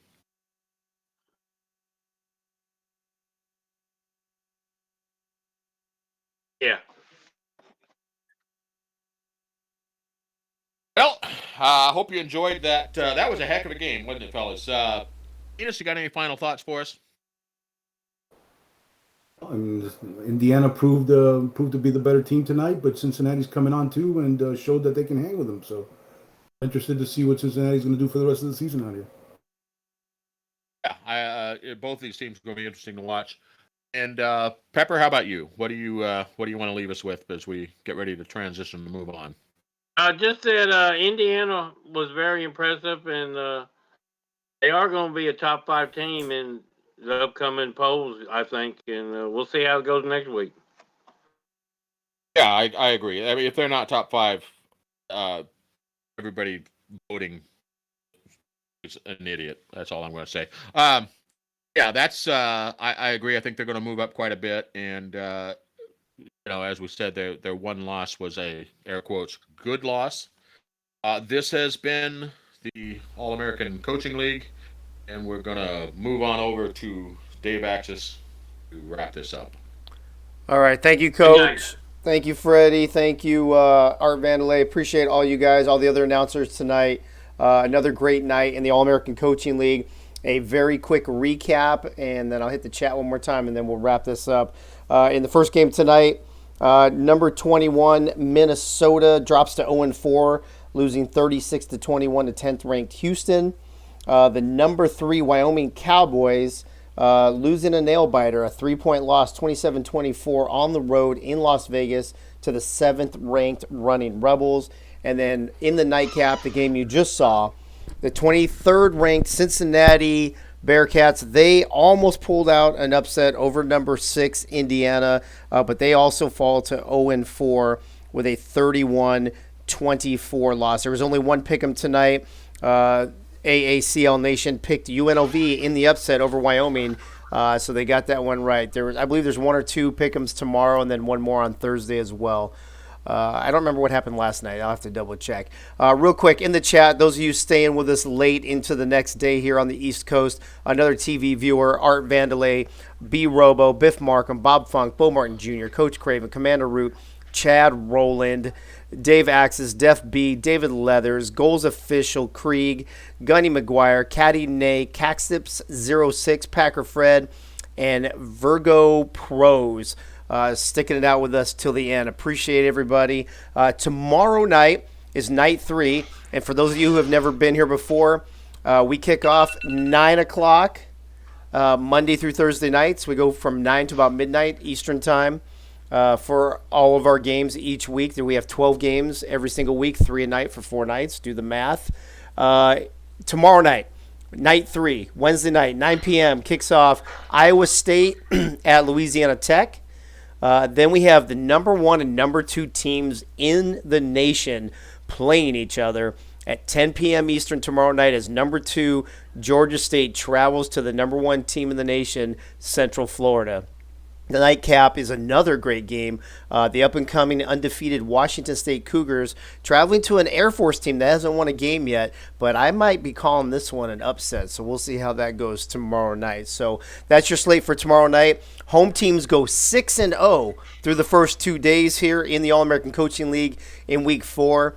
So we'll see if they can continue that tomorrow night right here at 9 p.m. Eastern on Twitch. The All-American Coaching League brought to you by Axis Sports. We'll see you tomorrow night. Thanks again for being here. Appreciate you. We'll see you tomorrow night. Good night now.